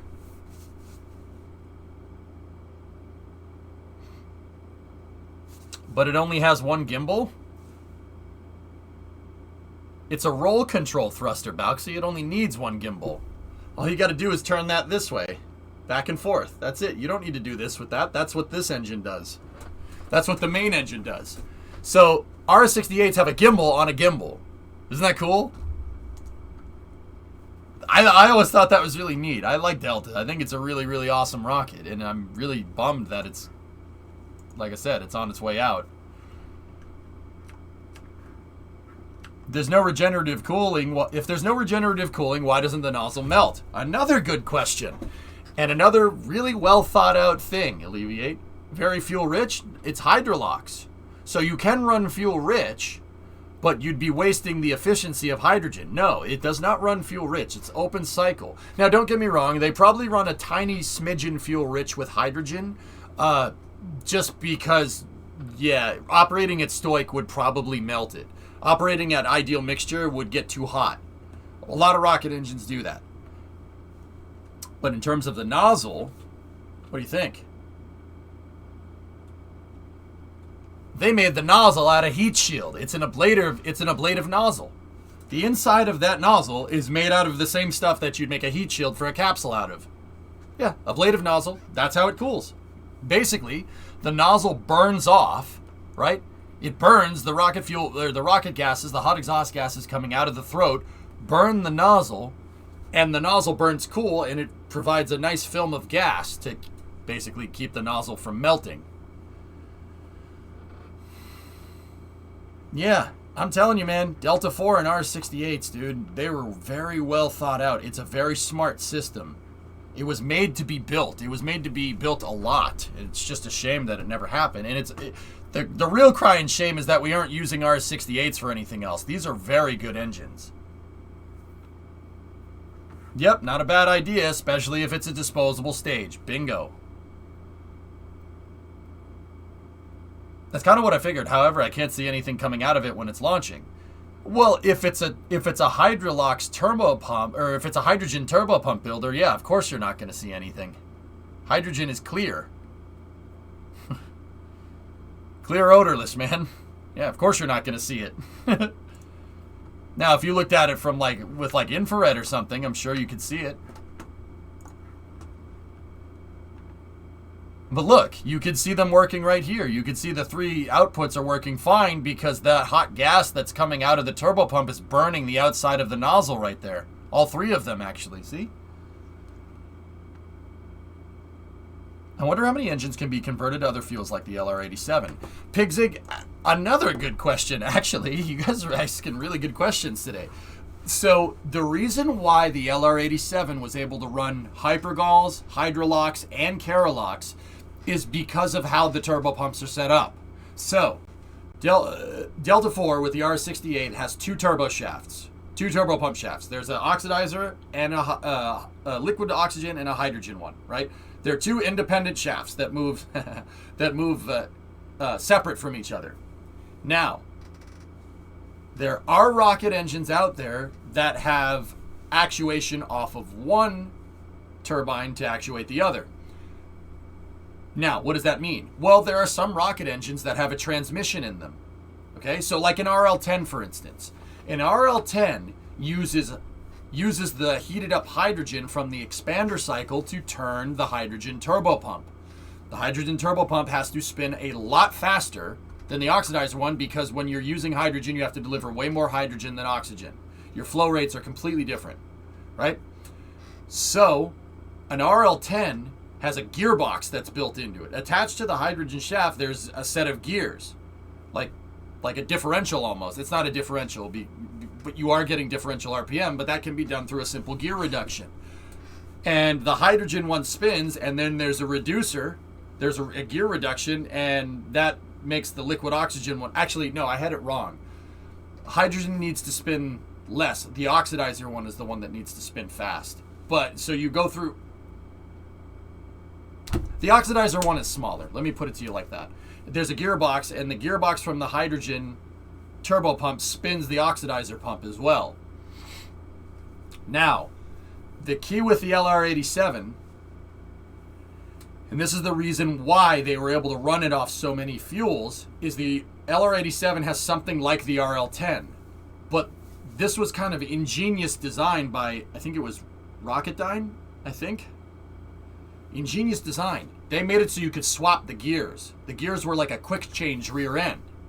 A quick change rear end on a car is basically it has a modular gear set. You can pull it out and put a new gear set back in. So if you want to go, for instance, if you have like a race car and you need a different final drive ratio, you swap it out real quick. LR87s have a quick change gearbox, so you can change the ratio of the gears. That's how they were able to get it to run off all three propellants, by changing the ratio on the gears. I've held those gears in my... Well, I haven't held it in my hand because it was attached to a huge assembly, but I've touched the gears. When we were at Pima, I saw them up close. Now, I didn't know what they did at the time, and I didn't know the significance of it, but that's what they do. That's a really good question, Pigzig. Yeah. They were able to change the gear ratio. It's got a quick change rear end built into the engine. Smart. Really smart, actually. Yeah. Wondering what kind of gearbox? Simple clutch, dual clutch? It's just a gearbox. It's just a simple reducer. Going around grabbing gears. You can't just go around grabbing gears. I can, and I did. I hugged the damn engine. I'm not even kidding. I have that on stream. I hugged an LR87. How many rocket engines have you hugged? What? Yo, oh, don't judge me. You would have done the same thing. Don't judge me.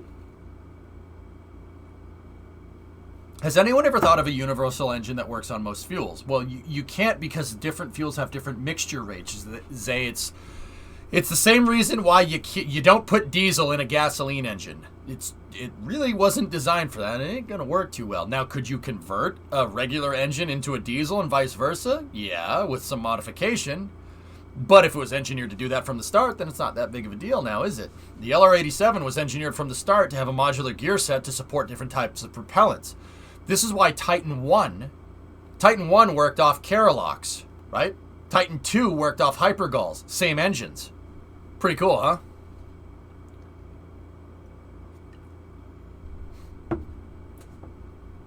You're like that guy on Nuke Twitter who literally licks nuclear weapons. I wouldn't lick a nuclear engine, but I would. I wouldn't lick a nuclear weapon in mana, but I would hug the rocket engine that delivered it, because I did. Because that LR87 was most likely attached to the Titan II that's sitting in the Titan II Missile Museum that's in Green Valley, just south of Pima. I'm almost 100% sure. Yeah. Oops. So, I didn't hug a rocket engine. I technically hugged part of an ICBM. Technically. But, whatever. It's fine. Because I know the Titan II that's sitting in the Titan II missile silo in Tucson, that does not have engines in it. It does not have the engines installed. Because I'm pretty damn sure the Russians would be like, why are you putting a nuclear missile with rocket engines in a missile silo? Can you not do that? I thought we agreed not to do that. Can we not do that, please? That kind of brings me to my next Hydrolox engine question. Why is the RS-25 exhaust almost all clear, while the RS-68 main nozzle exhaust is more yellow instead of clear? It's pretty damn clear to me. But that could be for a number of reasons. You're going to get, because of the fuel-rich stage combustion cycle, you get a lot hotter temperatures.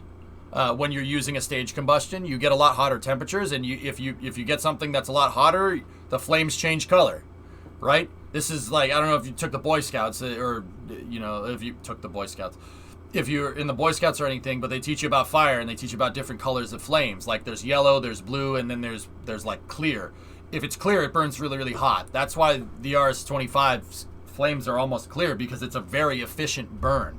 With the fuel-rich stage combustion, they burn at a way higher temperature. Also, could be the nozzle ablation too, Synerd. Yeah. Interesting, dude. Anthropological PhD candidate. Nukes, cats, and human futures. Is Martin a Was Martin like fabricated from the internet at Meta? Because it very much seems like that. Nukes, cats. Nukes and cats and nukes and cats. Green flame, best flame. Yeah, right. That's why we say white hot. Yep.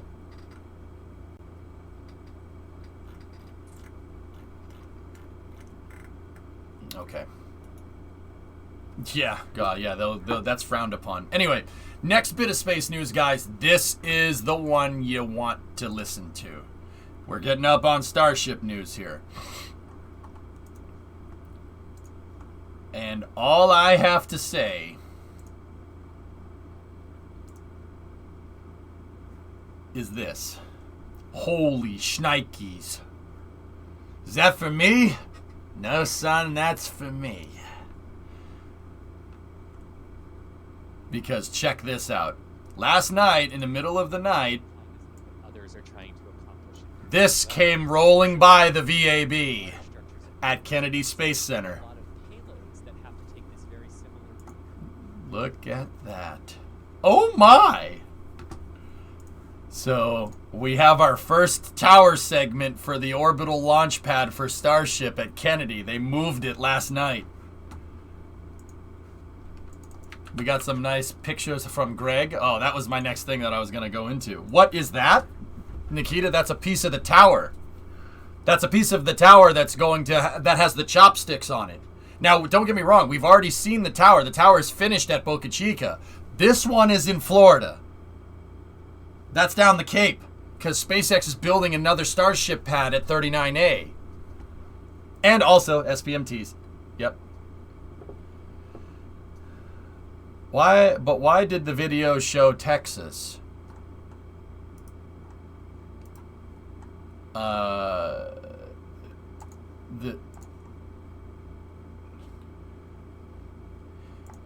Over here? Because this is Starbase Live. This is the Starbase Live channel, so they still have live Starbase, but also more Starbase.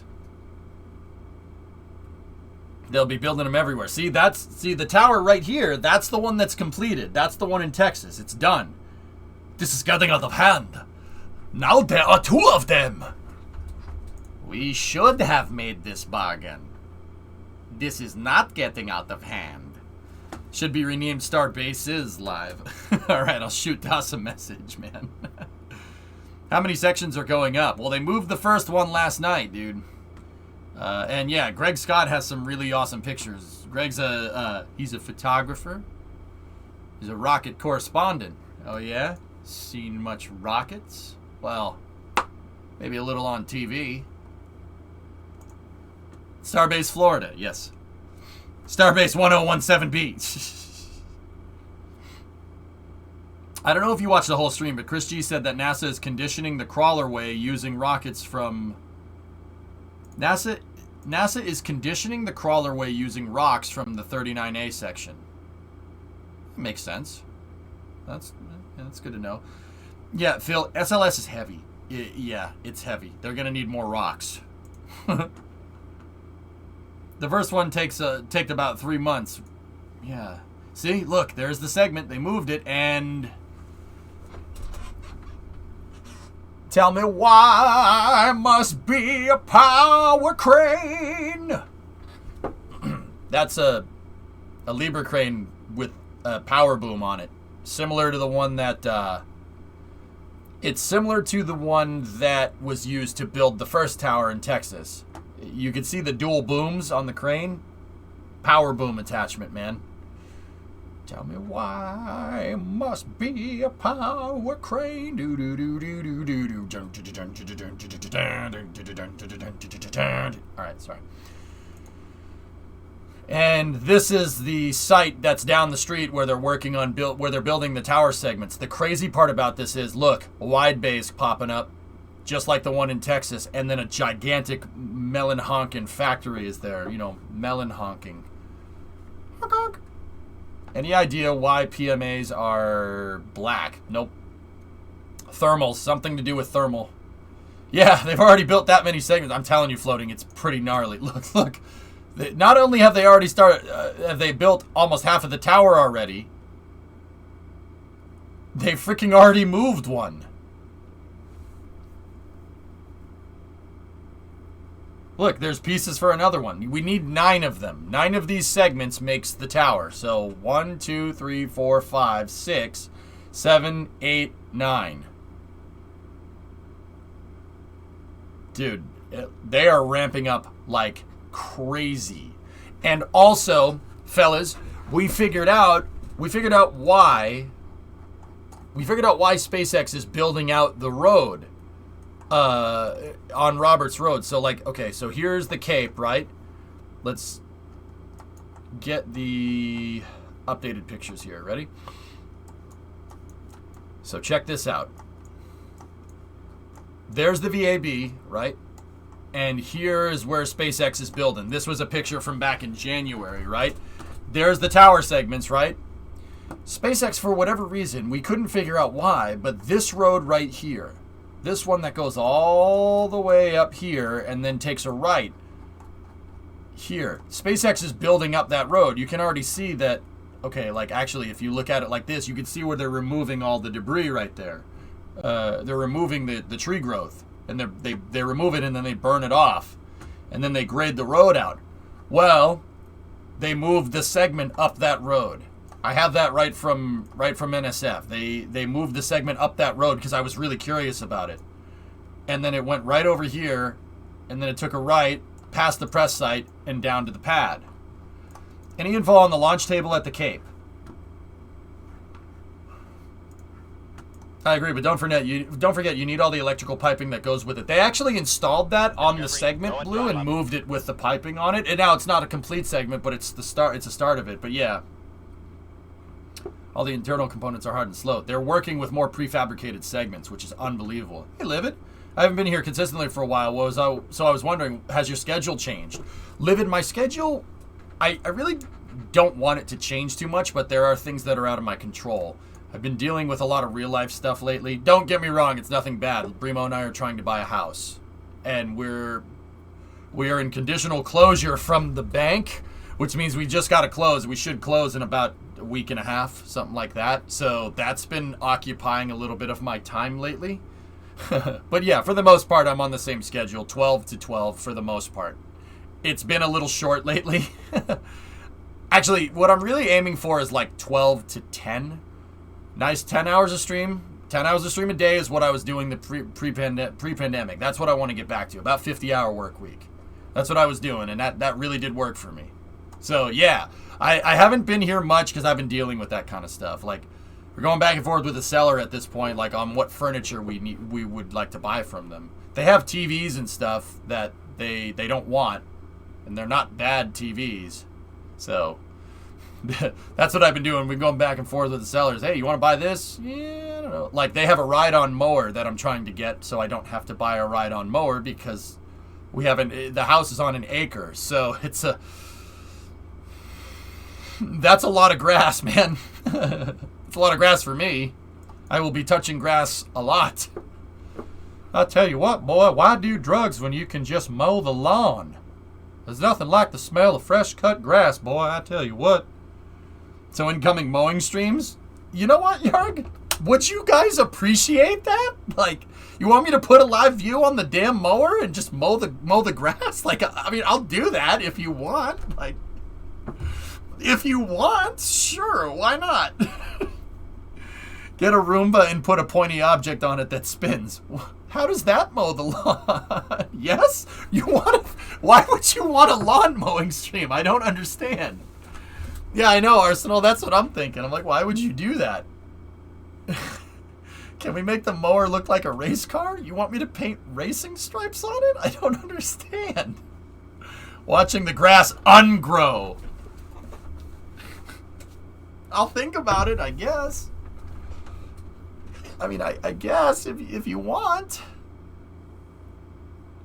iRobot actually makes a proper robot lawnmower. Now, Nerd, you know what we need to do? We need to lift the robotic mechanism out of a Roomba and then slave that to the lawnmower and just have the lawnmower. The grass would look so weird. It'd be a bunch of diagonal lines, right? V8 lawnmower when? Just replace the lawnmower with a V8. Yeah? No? Hey, we watched Dascot Firewood, so why not a lawn mowing stream? Yeah, the wood chopping stream was actually pretty chill. Put a lawnmower on the truck. Don't you want a 200-mile-an-hour capable lawnmower? I mean, yes, but also no, but also yes. Fuel costs. Yeah, fuel economy or whatever. Sharpen the blades on a drone and fly it really low. Man, you guys are full of great ideas. So, yeah, Livid. That's where I've been, dude.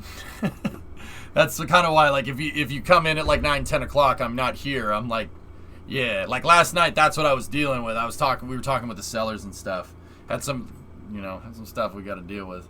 When are we getting the flamethrower stream? What? I don't want to make a flamethrower. Now, okay, I don't want to make a flamethrower, but you know what we should do? You guys remember the Turbo Q?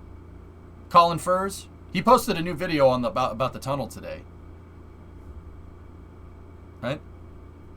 Build a 100cc V8 lawnmower that puts your lawnmower with an iRobot, that powers your lawnmower with the iRobot brain. Jeez. I do want to make a gas turbine. I want to make a turbojet. And then what I want to do is hook an alternator up to it, making a sleeved collar with a key on it, and then hook it to an alternator, and with batteries, and power a power wall that way. I want to do that. That would be cool, because you could put anything in a gas turbine. Don't have to worry about fuel prices if you don't need gasoline. You could use anything. You could pour tequila in there. And I'm not 100% sure, but tequila might be cheaper than gasoline right now. I don't know whether to laugh or cry about that.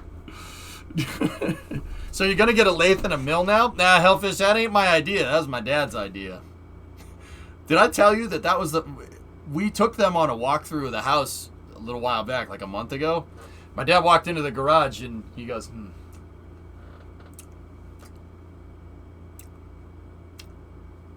should put a lathe in here. Should put a Bridgeport in here. That was the first thing he said. Not, oh, this garage is really nice. Oh, this is really cool. Nope. Should put a Bridgeport in here. That was what, dude, I'm like, oh, geez, don't twist my arm, guy. Jeez. Yeah, no, he's pretty, yeah, Orion, he's a pretty cool dude. He's not wrong. He's not wrong. Now, a machining stream, that's something I can get behind. Hell yeah. That would be cool. Do I know how to machine anything? No. But my dad does, and he will teach me. He already said. That's why he's like, yeah, gotta get a Bridgeport in here. You talk about machining all the time. You have no idea what you're talking about. We'll get the Bridgeport in here. I'll teach you. I'm like, oh, geez, thanks for volunteering me, man. I'm really upset about this, guy. Oh, gosh. Like, machining streams we can do. Hell yeah. And yeah, eventually, I don't think I can afford a Bridgeport right now, but eventually, dude, eventually I want one. Yeah, absolutely. Will he pay for it? And man, you ever talk to your parents and they're like, you know, they kind of say it, but you're not really sure if they mean like, you should put a Bridgeport in here and we're going to pay for it, or you should put a Bridgeport in here, you should save up money, you need to learn money. I wasn't sure which one it was, so I'm just going to assume it's not I'm going to buy it for you because it's my parents. I would say probably not. I'll save up for one. Yeah, we'll find one. We'll find one. I'm sure I could find one for cheap. Yeah. That's never happened to me. Jimmy, for what it's worth, it hasn't really happened to me much either. My parents made me work for pretty much everything. Yeah. Yeah. That's why I work a lot. Okay, you need to speak to Bomb 79 for deals on machine tools. Okay, Nikita, we'll see who I don't know who that is, but all right. Beer is now cheaper than gas. Drink, don't drive. Sounds like it's time for Gov auctions. Don't make me go on there, man. Don't make me go on there. Here, let's keep looking at Starship. We can't, dude. No, no.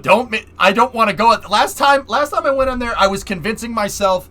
Last time I went on there, I was convincing myself why I should buy industrial equipment. All right, and now don't get me wrong. Don't get me wrong. When I have that key in my hand, I will be much more inclined to do it. But right now, I can't because we don't have any place to put it, man. YouTuber, bookmark him. He's in Florida and he knows all the people. A-Bomb 79. Well, Nikita, I don't know if I've ever told you guys. My dad's a trade machinist. And I'm not talking like, you know, oh, he makes some stuff. No, my dad was a machinist for Parker Hannifin. And he made oil pumps for,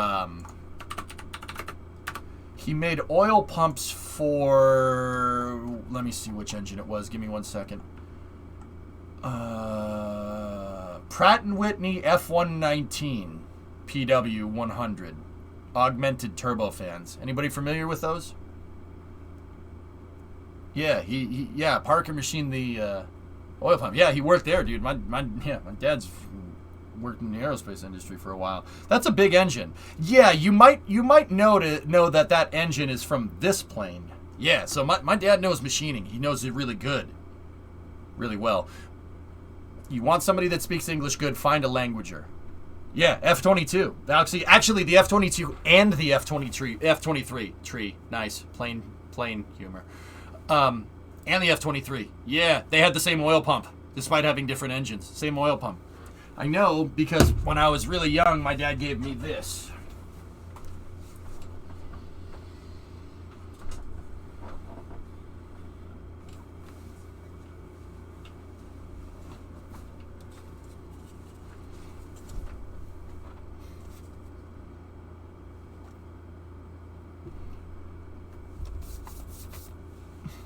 Pretty cool, huh?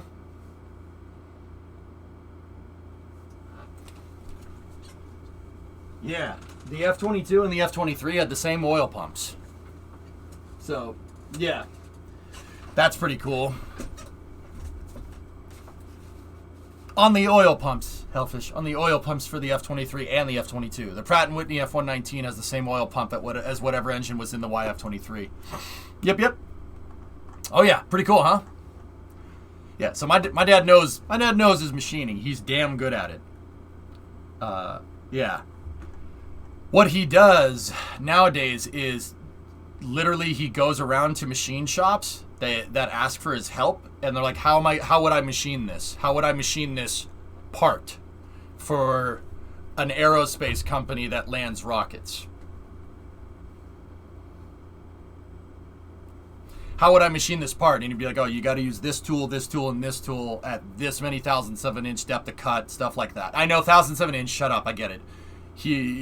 My dad's the one that taught me that measuring system doesn't matter. Who gives a frick? It's all the same stuff. It's just different numbers.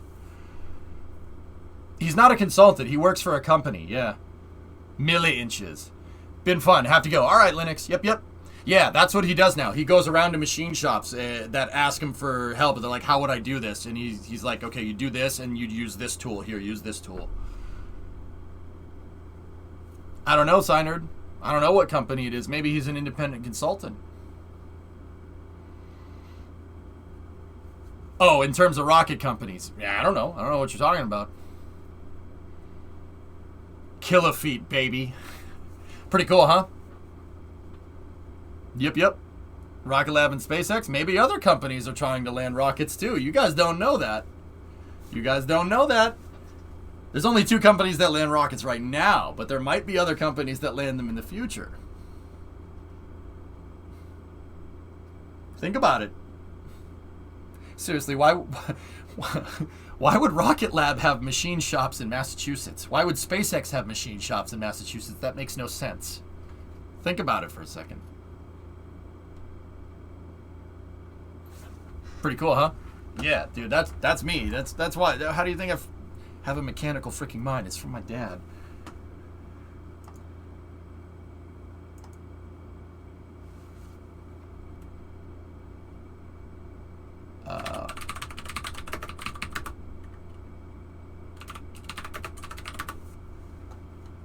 Sorry, I had to shoot Doss a message there real quick. BPI did it for Joe Barnard, man. Absolutely. Makes perfect sense. Roscosmos. I don't think they have rockets that land. Last time I heard about Amura, that thing is on the shelf. They're like, yeah, we don't do that anymore. But yeah, pretty cool, huh? I don't know why I don't tell you guys that more often. It's probably because my dad probably doesn't want to brag about what he's done. That's how he rolls. You know, only $200. You prick! Don't freaking do this to me. A Warner and Swayze M5940 CNC lathe, $200. You freaking piece of crap! I told you not to do this. Fine, Gaw. You know what? I'll pay for it. You get in your damn truck, pick it up, and drive it to me. All right? What's wrong with it? Yeah, I know, right? It's cheaper than a VR headset. I can't go on Gov Planet right now, man. I can't do it. You're killing me right now. You'd have the house by the time it arrives. Don't tempt me. No, no, no, no. Don't do that. I'm... No! See? Primo says no. Say it again. No! No! No! Bad chat. Primo, they're doing the equivalent of saying try meth. Don't do it! Drugs are bad, okay? Drugs are bad, okay? No! Okay, yeah, drugs are bad, okay? Yeah, you shouldn't do drugs, okay? Alright. Anyway. So these are more pictures from Greg Scott here. That's... Yeah, this is getting crazy, man. Now, you know what? You know what I'm wondering? What are all these? The ties for the crane right there. Look at all of them that they have right here. That's a lot of stockpiled stuff. Oh no, it's Primo, run! Where's Wheatley when you need him? At Meta? Okay. I'm serious. Do not tell Wheat about any of this, because he's the kind of guy to be like, man, it's only $1,000 lathe. You'll be fine. Here, use it. I know you'll use it. Here, just take. I'll be like, no, don't do that. Please don't do that. What are you guys gonna do when EJ has his own garage and I can't pop in whenever? Well, Primo, I told them that we can't do it right now, but later down the road, that ain't gonna matter. You know he watches VODs, right? Yeah, of course I do. Man, I've known Bill longer. Well, actually, yeah, I've known Bill longer than I've known you, dude. That's a long time. Wait, what? I do be confused. No, just keep saying no. No. No. Bad. No. Don't do that. Garage turning into rocket left. Shut up. You can do it right now, but later down the road, you still won't be able to do it because you'll be paying a mortgage.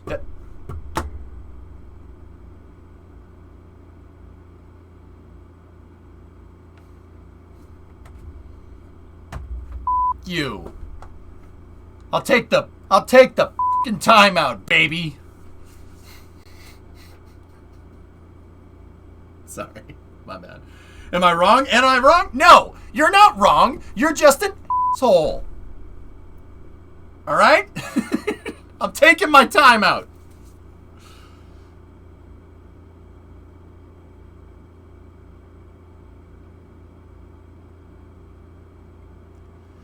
Boom, roasted. Guilty as charged, and that's why you hired me. Shut up. We need Brimo yelling no on the soundboard. Oh, we can do that. No! No! No! No?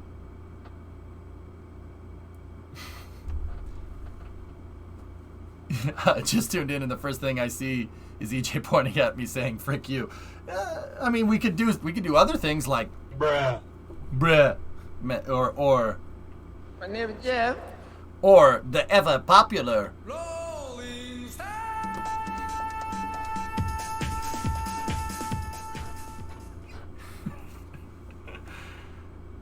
oh my gosh. You know what I need to put on here? We need to put this on there.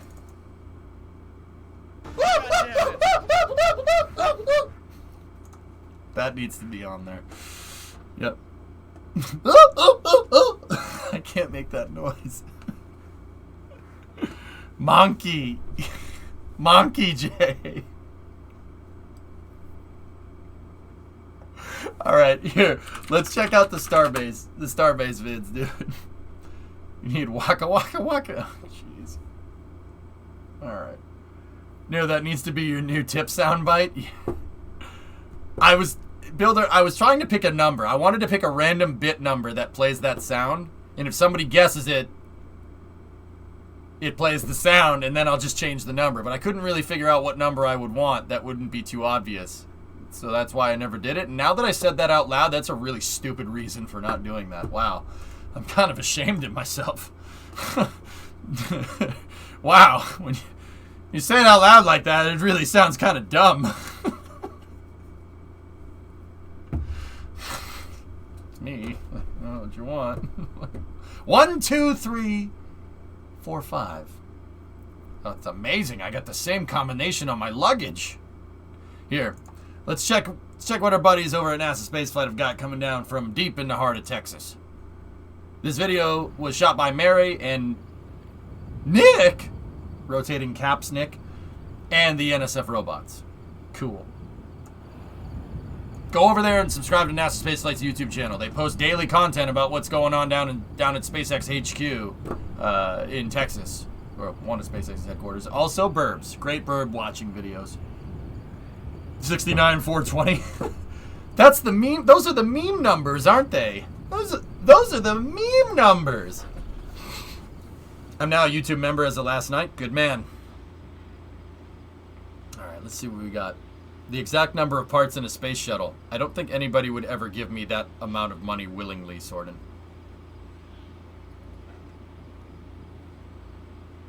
$80085. Calculators.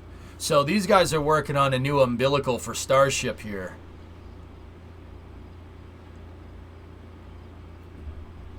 Yeah, let's see. You can tell. Look, see, they painted the ladder in the staircase in high vis just to let you know that there's a big staircase right there. You know, just in case you missed it.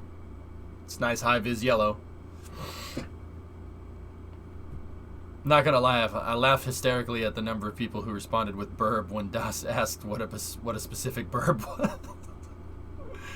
Speaking of funny numbers, why isn't anyone talking about how there have been ships 20 and 24, boosters 4 and 7? So ship 20 with booster 4, ship 24 with booster 7. Elon is implying 420, 24/7. Oh, plenty of people have said that, Builder. Have you considered editing down space news and doing YouTube videos would work well? Sile, we already do that, believe it or not. Yeah. Drummer actually wrote a script that cuts up the VOD and cuts space news into its own segment and then automatically uploads it to YouTube. It plays off of me changing the game category. So it doesn't like cut up space news like what you're saying, but it does a good deal of it automatically, which is actually pretty cool.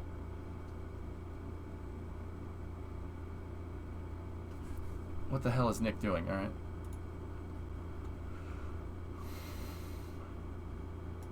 Don't ask.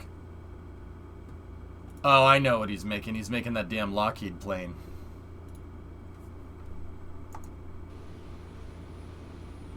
You need to edit it down to a half hour. I need to edit it down to a half hour.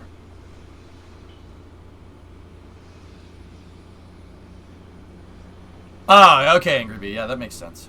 I mean, just in case you missed it, you could still see it here. It's right there.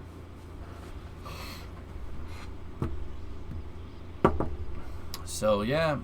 I always said that you can tell how much work is, how close this pad is to being ready by how much scaffolding you see. Right now, guys, the only scaffolding that I see is up on the chopsticks.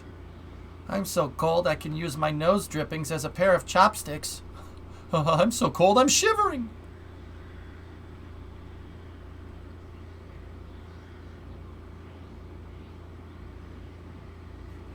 Darth Toto is here, yeah. Got to head out as I got a plane to catch tomorrow to the good old US of A. Chris, you coming home? Word. Nice. That's awesome, man. Alright, well, hey, fly safe. In the words of the immortal Scott Manley, as always, fly safe. So there's a Starlink tomorrow, right? In the morning, Loopy. Yep. 13th flight of the booster. I was actually going to get to that after this news here. Have the chopsticks been tested? Yeah. Nikita, they have been tested, so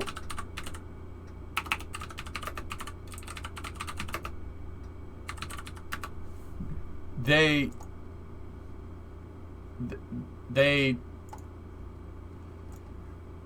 a little while back they used NAS simulators in the forms of water jugs. And they lifted 300 tons of water up with this thing.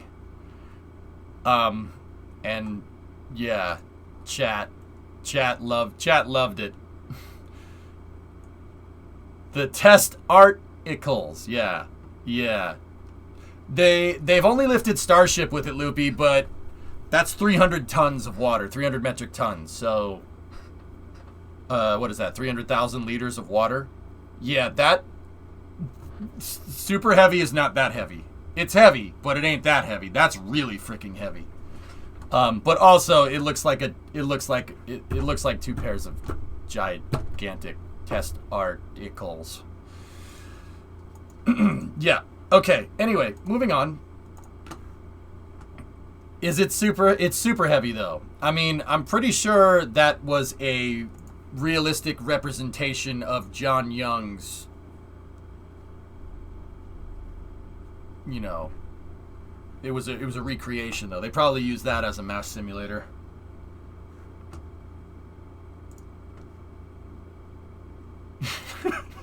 Jesus Lord. Okay.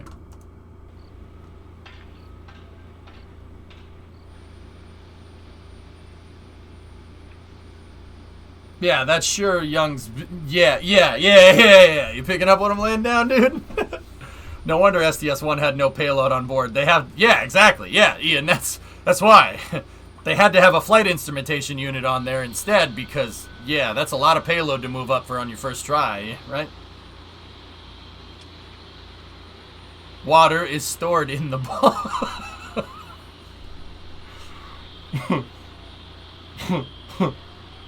Yeah, Geek, that's correct. Yep. So they attached the quick disconnect hood right there, which houses the fuel lines. And the fuel lines, amongst other things, amongst other commodities that go to the super heavy, the first stage here, there's just a bunch of commodity lines inside of this hood right here. What did you just turn back into? We weren't talking about your balls again. Good! Hey, look, cherry pickers. Yeah. Nope, drummer's like...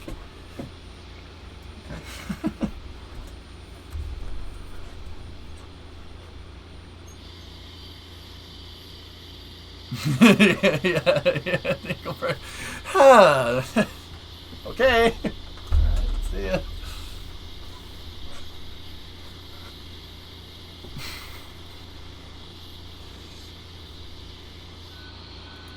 Yeah, they're working on securing up the hood. Yep. Bye-bye. Good day, sir.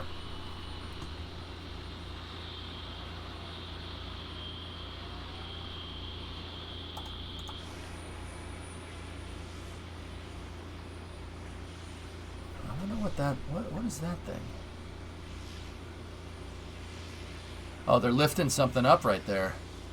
Something that's really freaking heavy, but I'm not sure what it is. Y'all better not clip that out of context. I mean, we said something, drummer. Of course they're gonna do that now. Like, I'm a streamer. Sometimes I just give advice, like the wrong advice, because I know chat's gonna do the opposite of that, and then they end up doing the right thing. It's true. Yeah, I think it's a come along. Yeah. Could have painted them blue after the FAA's delay. Ooh, spicy. That guy is painting, and we are all watching paint dry now. That's nice. Yeah, they definitely put deflectors down here on the inside of these because when the rocket goes off, there's going to be a lot of pressure, like right in this area here. Not here or here so much, but right here where the ground is. There's going to be 72 megatons worth of pressure. That's not really how that works. That's not the right way to say that, I know. Yeah, so it's interesting that they put these deflectors. Deferters? Who farted? Jesus. They put the deflectors here to make sure that this does not get any gas compressed up against it because it'll melt. And you need that to hold up the rocket. True story. I'm going to go ahead and guess that this paint's probably going to get burned off pretty... Yeah, it's probably going to get burned off. Who furred? I furred all the time. Wait. Natch, buenos dias, amigo. ¿Qué pasa? I didn't pay the gas bill this month, so someone had to provide the gas. I mean, that makes sense. Yep. You can see the scoring on the suborbital pads A and B. Yeah, not only that, but how about the abrasive on the concrete, Staples? It looks like they hit it with a sandblaster. EJ, Natch. You're doing genial. Como estás you? Todo bien. Gracias. Redoing it every 2 launches, they said, the concrete. I'd believe that. I'd be interested, Staples, to see how they're going to deal with it here, because there's no way the concrete down at the bottom of that pad isn't going to get eaten up like going through a cheese grater or something. Okay, I'm off to bed. All right, good night, drummer. Have there been any ignitions at the real pad yet? I don't think so. I want a painting job there. Liquidator, this would be industrial painting. Industrial painting is a trade skill that will make you a lot of money. You'd be surprised how many big pieces of infrastructure need to be painted. Oil rigs, oil infrastructure, refineries, pipelines, launch pads. It's almost like these things face conditions, especially the launch pad one, that burns off paint very easily.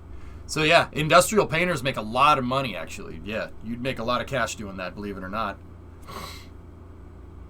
Yeah, bridges. Oh yeah, that's industrial painting. Bridges. Yep. Done 30 years of it. Oh, there you go, man. Oh, yeah. Well, hey, there you go. Always going to have work doing that. Nobody wants to maintain the damn equipment. You go and paint it. There you go. Couldn't they just lay a thick layer of steel under the pad? Oh, that boy, steel would just melt. It would be an ablative heat shield sitting at the bottom of the flame trench like that. Yeah, it would just melt. Think about it. Concrete's stronger than steel, isn't it? In fact, well, actually, they put steel in concrete to make it stronger. And that's actually what is down there. It's reinforced concrete. They have concrete rebar lattice inside of the pad. I know because I watched them make it with these videos, right? So, yeah, if you put steel down there, it would just deflect it right off. Equipment delivery to orbital tank farm. What is all this?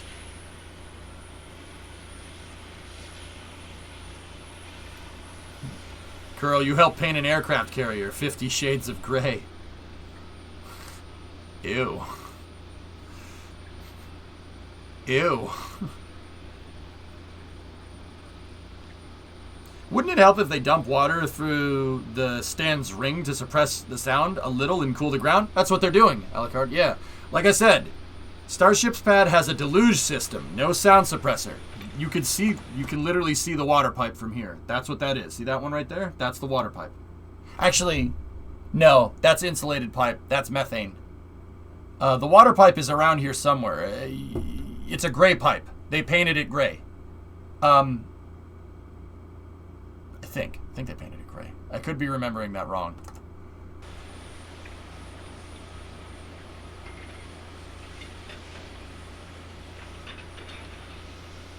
Jet fuel can't melt steel beams, but rockets can. Yeah, yes they can.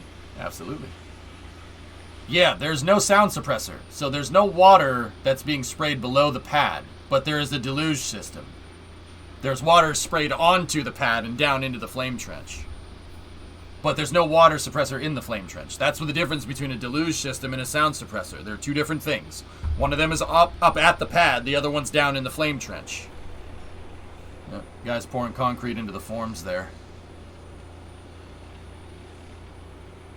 Is that not a bit expensive for an instant hot water heater? I mean, fair. I told you steam was good at that. Steam's really good at absorbing heat. Or water is. Water is very good at absorbing heat. Oh. Posts removed from the orbital tank farm. Huh. That's a big jackhammer.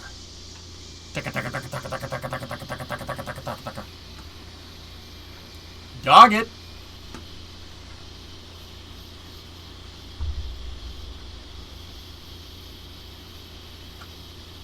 So that's an air hammer. It basically uses pneumatic pressure to oscillate a huge metal rod up and down, like taka taka taka taka taka taka taka taka. It's really good at breaking things because it's a hammer. Yeah, it's very good at doing percussive maintenance or destroying concrete. Yeah, that's the noise that you hear. Taka taka taka taka taka taka taka taka taka. Yeah, they're taking this post out here. For some reason, this looks like a Whistling Diesel video. Wonder what that guy's up to today. I wonder what Whistlin's up to today. She's stuck. That's just gonna bend something. Boy, that's really on there. Probably smashing up another truck. I mean, you're not wrong. That one's hydraulic. The lines look pneumatic to me, Nerd, but yeah, maybe. If it's a hydraulic jack, it's really gonna break things. Didn't they just put that post in? Yeah, if I'm remembering right. That's the experimental bulkhead that they're working on. This one's called the edamame, or the E-dome. I just, like, sorry. All right, it's fun. Shh. Shh. They're going to conduct pressure tests. This is some drone footage here. Birds.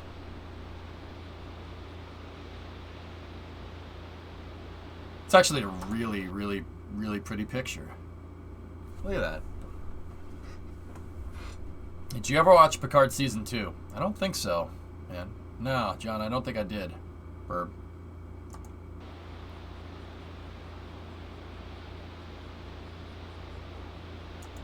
Really, really nice framed shot from Mary here. That's a pretty picture. Not a space-related question, but I just finished an oval race and my right shoulder hits a tad bit. Anything I should change in the driving position? Anything I should change? I drove in a Formula seating position. Nah, it sounds like you might just need to work out. It's a Heron? Love me a good zoop. Yeah, that's a really pretty picture, actually. So, that's the kind of picture you'd put in your house and you'd put it on the wall in your living room.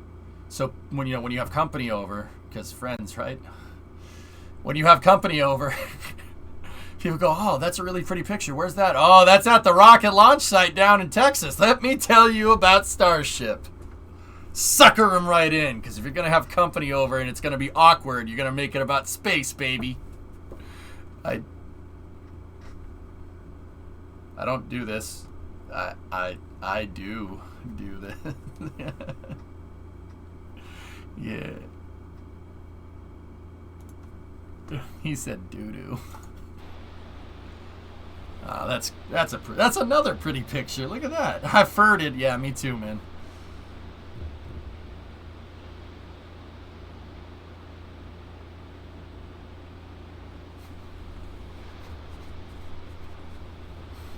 But I regress. Wendell Sprox. All right, so that's a booster common dome. You always know that the booster. This is like the center of Super Heavy, so the center of Starship's first stage, where the methane tank and the oxidizer tank come together. You can always tell these because they have these stringers on them, because they need to be strengthened.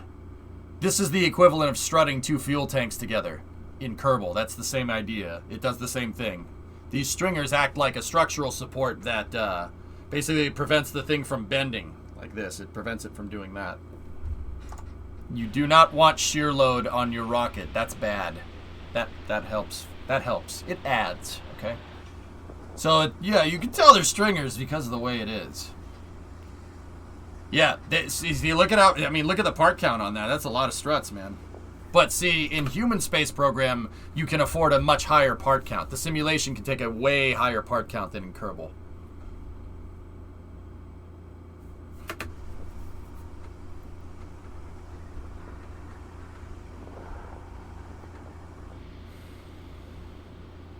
Cause I'm TNT.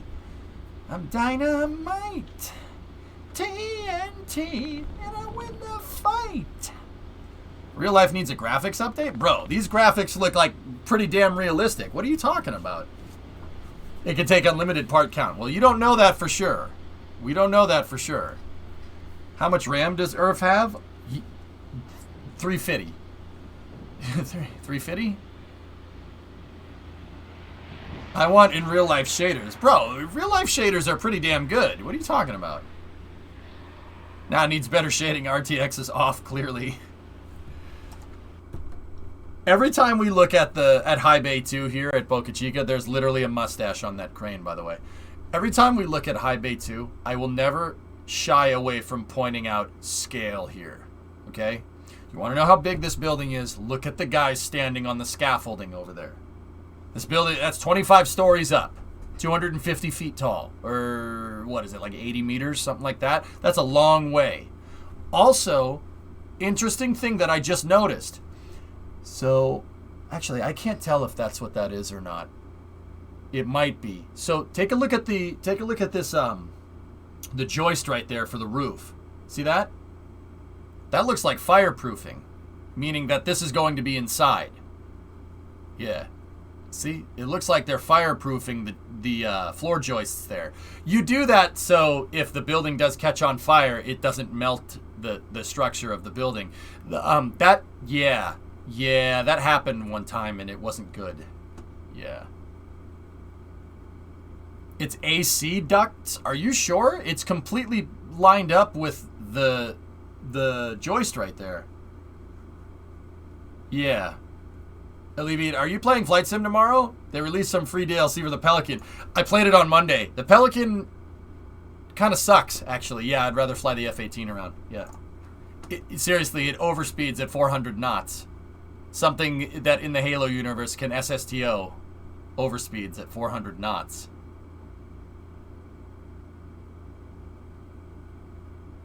Okay.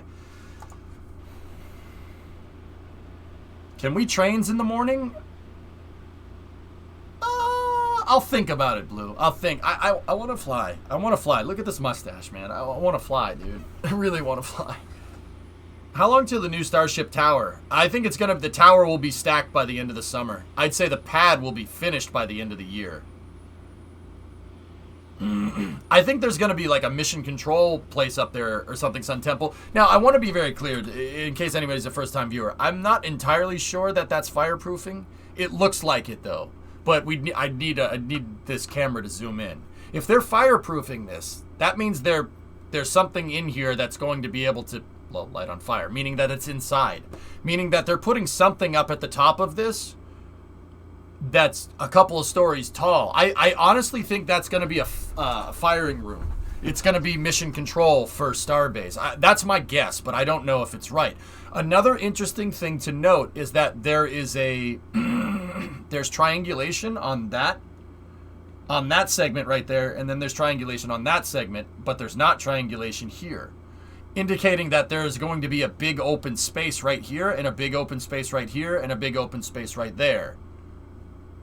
So, I'm gonna guess a firing room.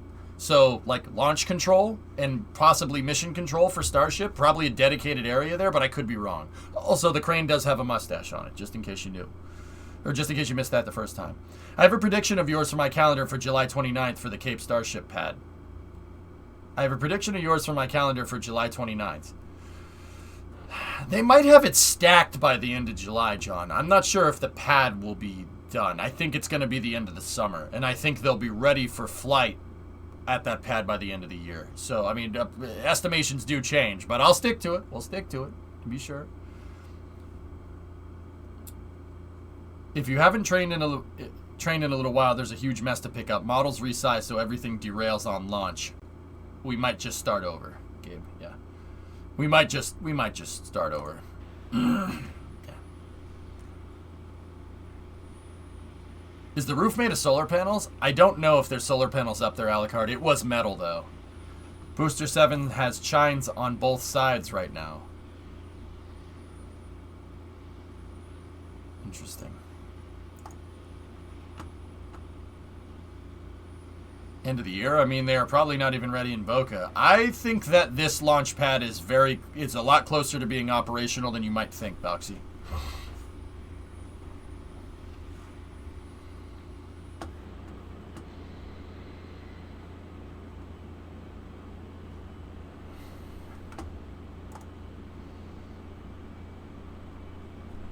Interesting.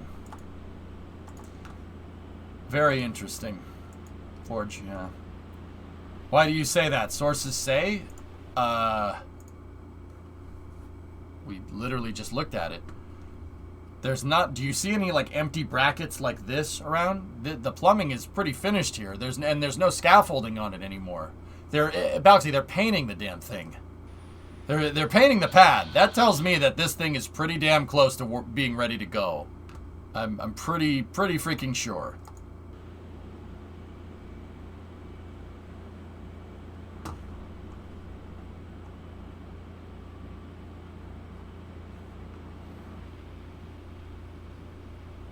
Yeah, you wouldn't paint something like that unless you were finished, Hammer Nails. I mean, that's just, I don't know, that's just a guess, but that makes logical sense.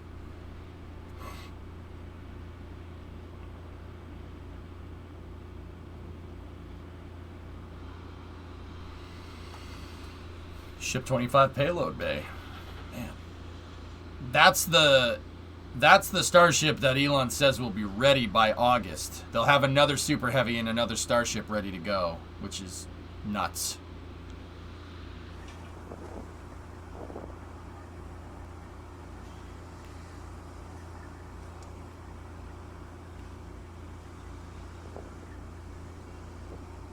It's been over a year, Geek, since SN15. Can you believe that?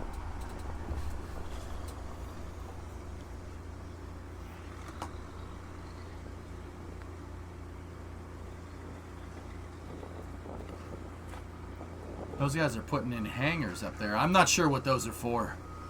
That just looks like a threaded rod right there. Rod.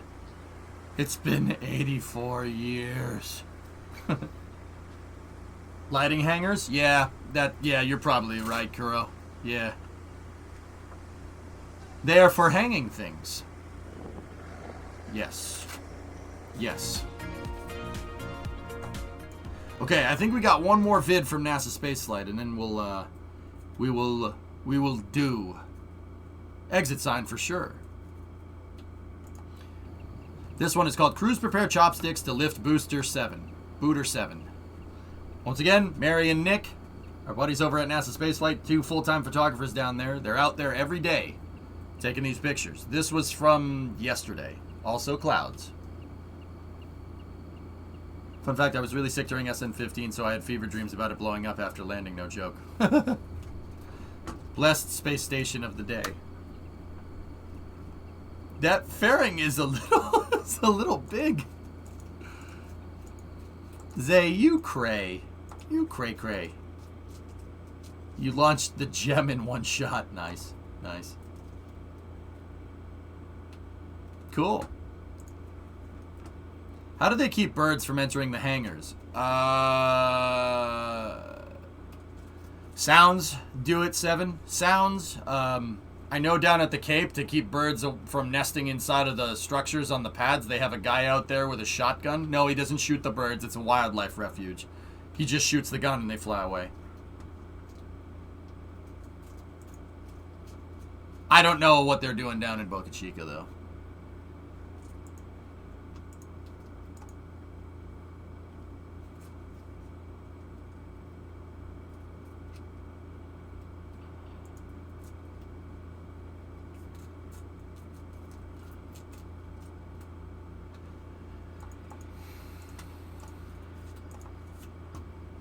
The tanks are close to the launch pad? They're closer than most pad designs, I will say that. But they're a good distance away. They're about 200 feet. That's 60 meters, something like that. 50, 60 meters. Surely there must be a sound that humans can't hear that is similar to a dog whistle, but for birds.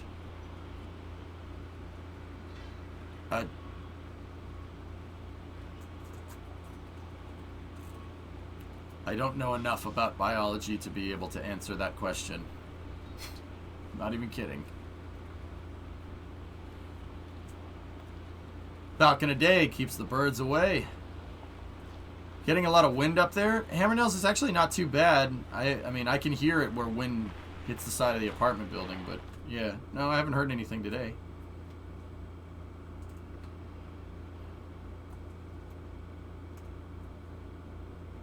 You guys should do Hot Rod Power Tour next year. I mean, hi. I'd stream that. I'm not sure people would be into it or not, but yeah, maybe. I'm not gonna lie to you though. My first power tour, if we did do a power tour, I would not stream it. I would just enjoy it, and then we would stream other ones later.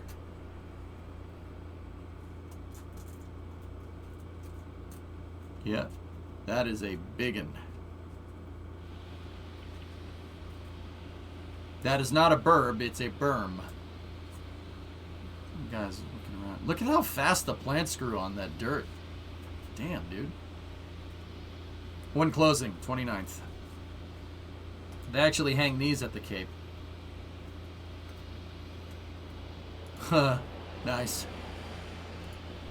How close is the launch pad to the high bay? Oh, it's not close at all, Livid. Like 3 miles away.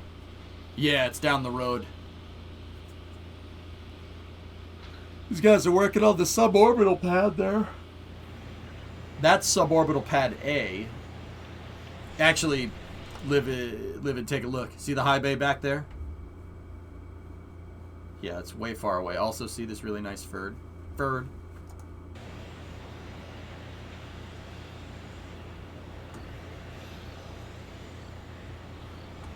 Chris covered bird sharing.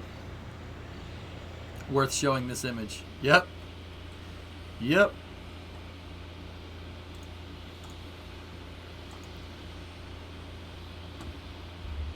So that's Booter 4. I wonder what they're doing with that thing. It's, you know what's nuts to me? Raptor 1s are like junk.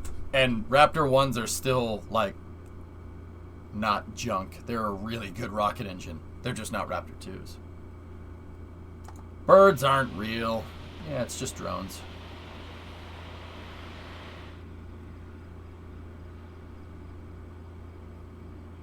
I'm out in northern Oklahoma. It is hot. Yep. Yep, I've been there before.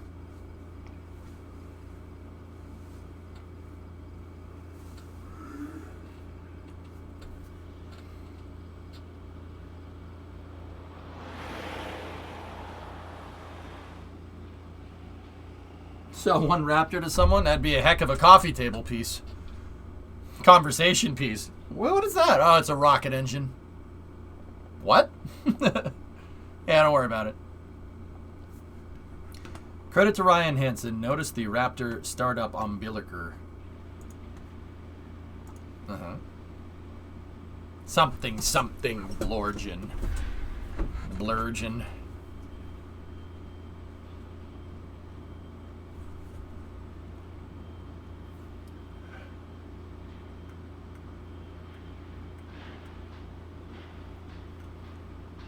Yeah, Hammer, whatever Orion and you guys get, I usually get like a couple of hours later. We actually have tornado watches until 11. Wow, that sounds awful. Be safe, man. Damn. I'm going to borrow Nick's joke. Nick already made this joke, and I acknowledge that Nick already made this joke. But man, SpaceX is laying a lot of pipe.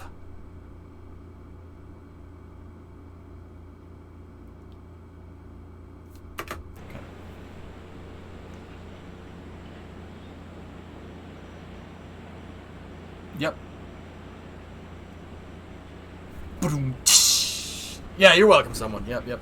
That's worse than a Geeson joke. So are you.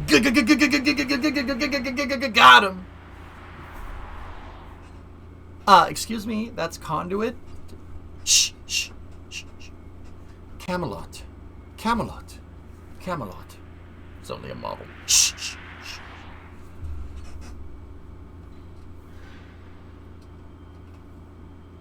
Yeah, Geek, yeah, you're probably right. Logan is at a ground halt because of weather. Planes are lined up everywhere. Yikes. And second thought, let's not go to Camelot. 'Tis a silly place. The only person familiar with... Oh, damn. The crane's pretty Spartan, don't you think? So that's Star Factory right there. That is, SpaceX is building a more permanent indoor facility for making starships. It's crazy because that is a very big building. It's crazier because the one they're building in Florida is like 2 times the size of that. Yeah. You could tell it's a building because of the way it is.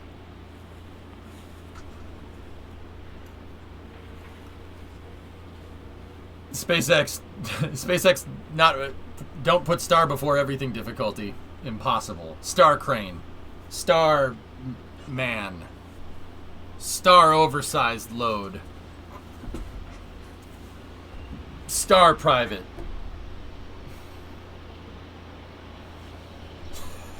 Jinx, someone. Jinx. Stargate A3. Star League, which you've been recruited by to defend the frontier against Zur and the Kodan Armada. Greetings, Starfighter. Star Shrubbery. Yep. Stargate was like the first thing. Yeah, I agree. Oh, that's the Fargate. We're not getting sued.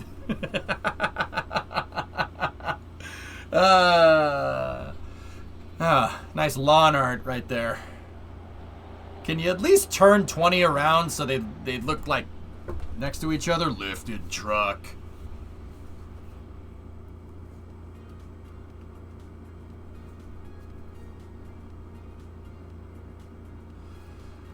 And then what was last night? This was last night's stream. Check this out. They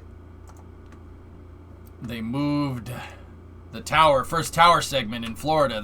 That right there is Operation Support Building 1 at Kennedy Space Center. So these pictures are in Texas. This one is in Florida. Look, they moved. Dude, they're starting to build another one of these things. I already covered this, but I just want to cover it again because we're on Starbase stuff. They see this thing right here, this 520 foot tall tower, or about 150 meter tall tower. It's quite big. Yeah, they're building one of those at 39A, and there's the first part of it being moved right there.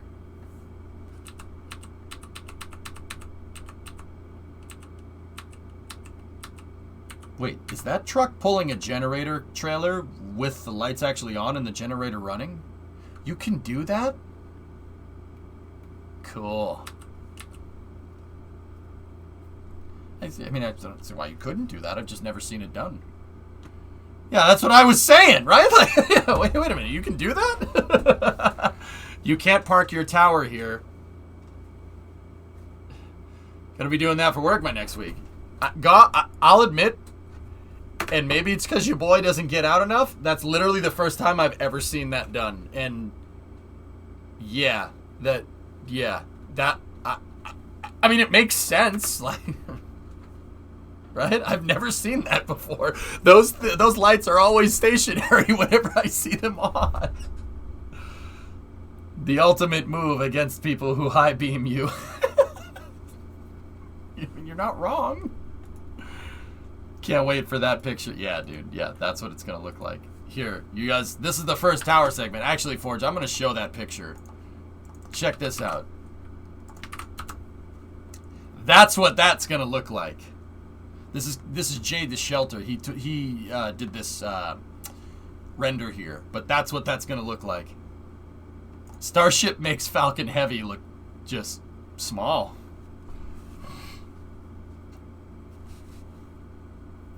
They bypassed the level switch? Yeah, Invoker. Yeah. Interesting. Yeah, LC-49 notional. Actually, someone out there is where NASA is looking to build the notional LC-49, Launch Complex 49. They have some areas zoned up there for a third pad because Kennedy Space Center has 39. Actually, Kennedy Space Center has more than 2 pads. They have 39A, 39B, and then 47, I think, or 48. They want to build another pad up there if the right commercial customer comes around for a dedicated heavy launch facility.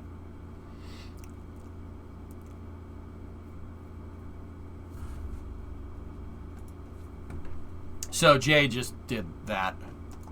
Gee, I wonder who that could be. Yeah, right. Gee, let me think. I'm sure. So, yep, they were moving the SBMT, and then, funny story, the SBMT actually stalled. Like, right about here. Yep.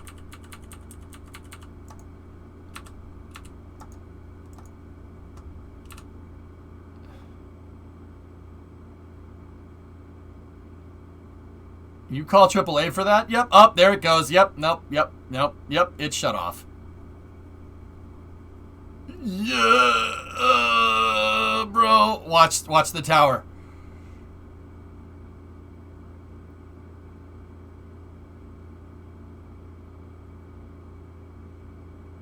I mean, it's a great spot to break down. Like, I'm not gonna lie, that's a pretty cool place to do that. Like, oh, she's leaning. Oh, she's leaning.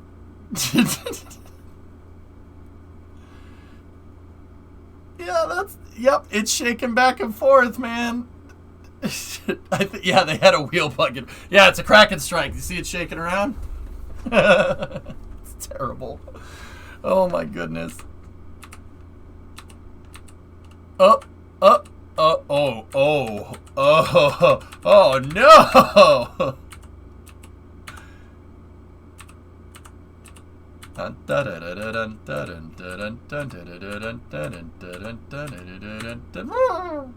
Alright.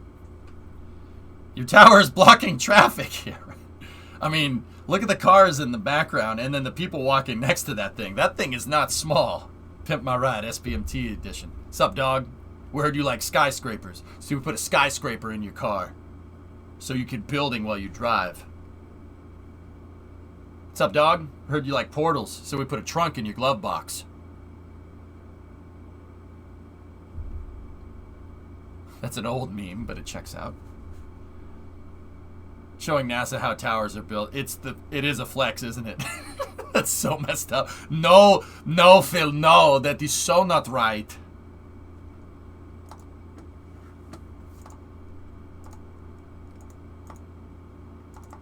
Here, we have the perfect face for that. NASA's face when SpaceX moves built tower segments past the VAB.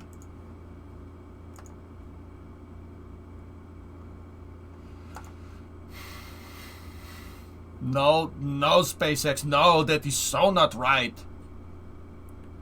Toto, yeah, we went rocket launching. What? What? 9! Sorry. My bad.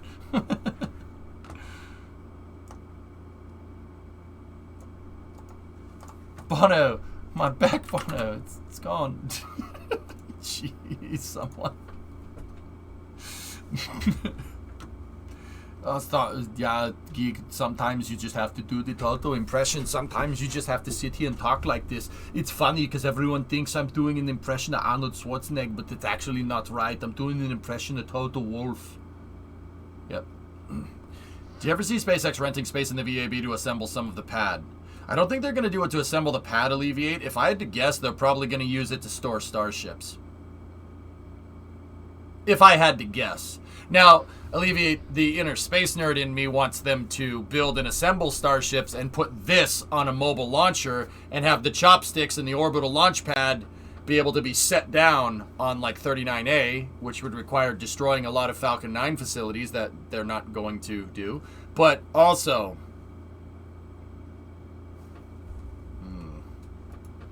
speaking of F1, this is the track right now. Ah, yes, water. Lots of water. Wow.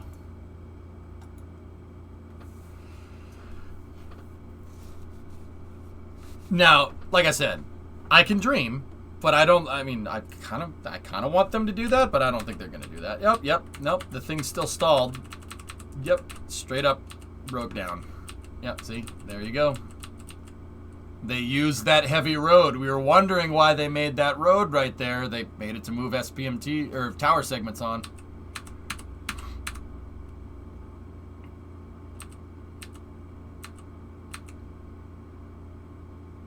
Is this a DOS diagram? And so, Chris, are you sort of where I've got the red dot there, right on the edge? It's a DOS diagram. Yeah, more or less. I'm a little bit further north than that, but more or less, yes. I guess I could ping your broadcast pack and I could get an exact GPS or something, but whatever. I'm busy. I mean, you could cheat like that, yeah. Like we'll just dox Chris on stream. Yeah, and so Chris is sort of looking in this direction at the VAB, and the tower segment is like... Okay. There is another shot that I wanted to show you guys once they got the SPMT up and running again.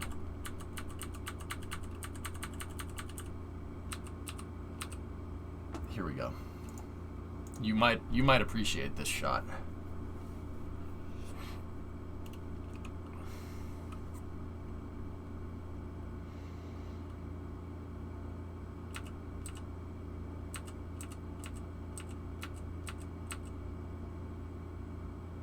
No music. Bam bam bam bam bam bam bam bam bam bam bam ba ba ba bum ba ba ba bum ba ba ba bum ba ba ba bum ba ba ba bum.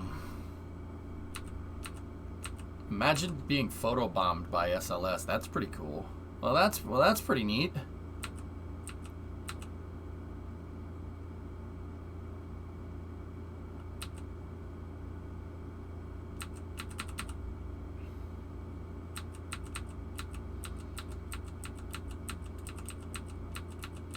On any other day, that might seem strange. Ba ba ba bum. Get the frick up. Ba ba ba bum.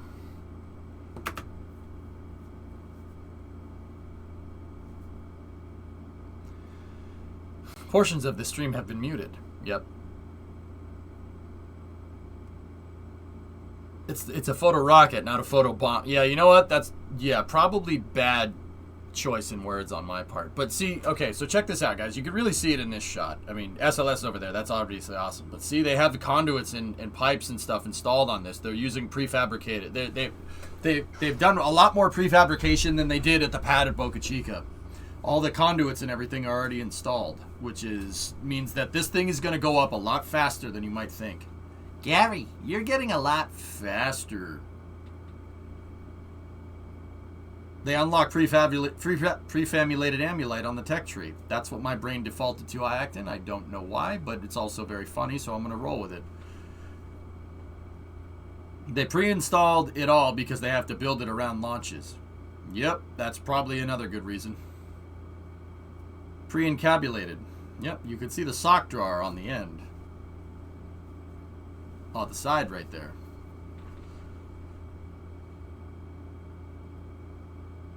We are codifying initiated Wendell Sprocks.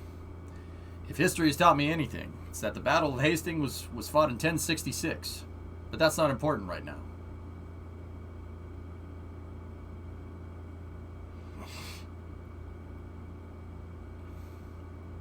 Is that Ares 5?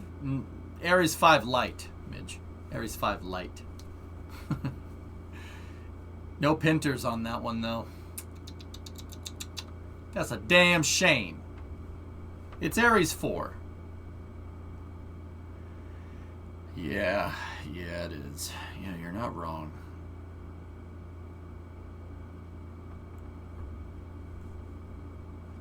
It's a shame. Ares 5, Ares 1, you don't make money. Never seen a tower in such a hurry. Yeah, that building is just moving around there. Chopsticks.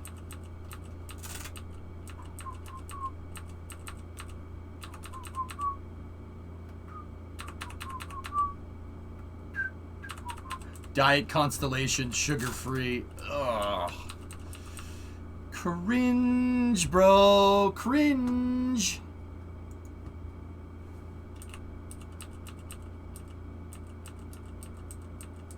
On any other day, that might seem strange.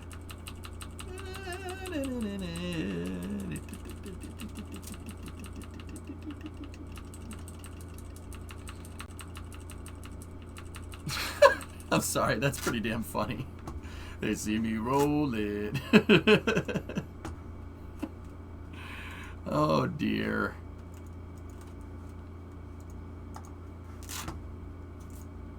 All right.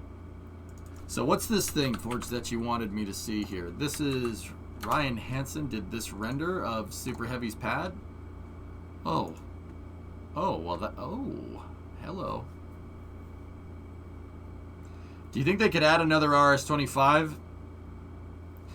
Yeah, Supercraft, but honestly, at this point, don't change your propulsion, especially when you're going with a gigantic expendable launch vehicle like this. This render is fantastic. Actually, Super Heavy will move faster than that. Wow. Ryan did a fantastic job. Yep, that's the starter. That's the thing that backs out at the beginning. That's the starter. Ares 1, but more poggers. Yeah.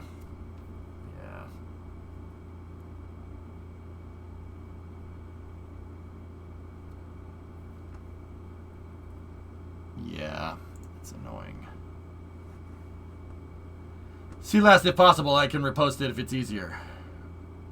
Do we know if SpaceX will use a VAB highway as a place for doing final checks assembly? I think that's what's going to happen, but... And that would be cool. But I really, really want, like...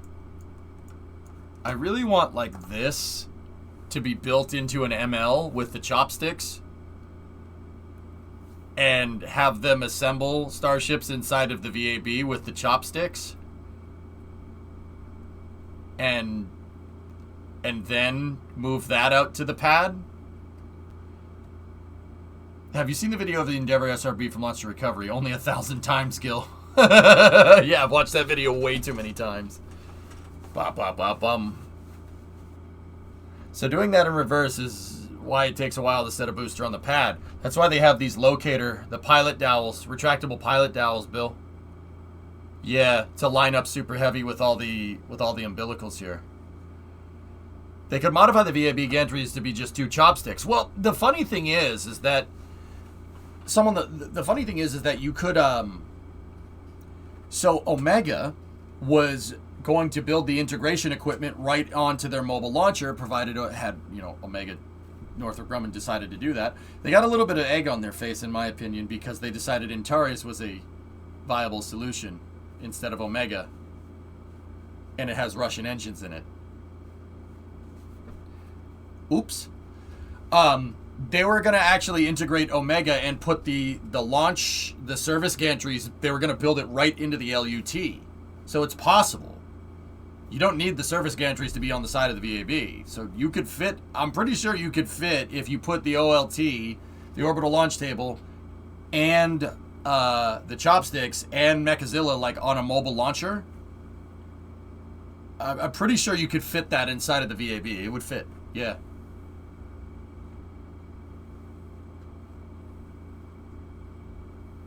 They weren't Ukrainian engines. The core stage was built in... The core of Antares is built in Ukraine. The engines were Energomash RD-181s. What happens if just one of those hydraulics fail? Nothing. The rocket just takes off. They won't. They really won't. They'll probably do a lot of testing here. I mean, if it failed and it got stuck, then you might have a little bit of a problem, but I don't think it will.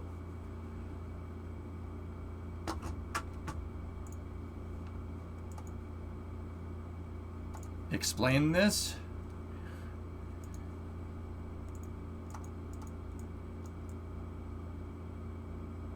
Yeah, you might have a little bit of contact with the nozzle there. This design is fantastic, though. This render by Ryan is insanely good. Really cool. All right. Explain this picture.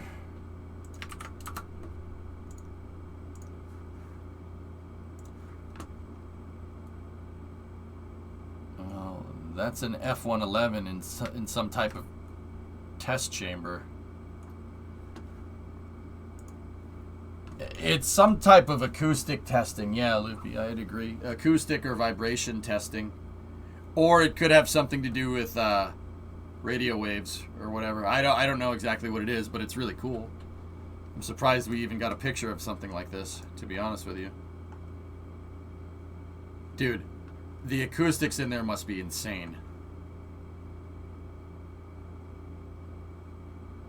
Resonance test on the airframe? Yeah, maybe. Seriously, that whole room must sound like ASMR.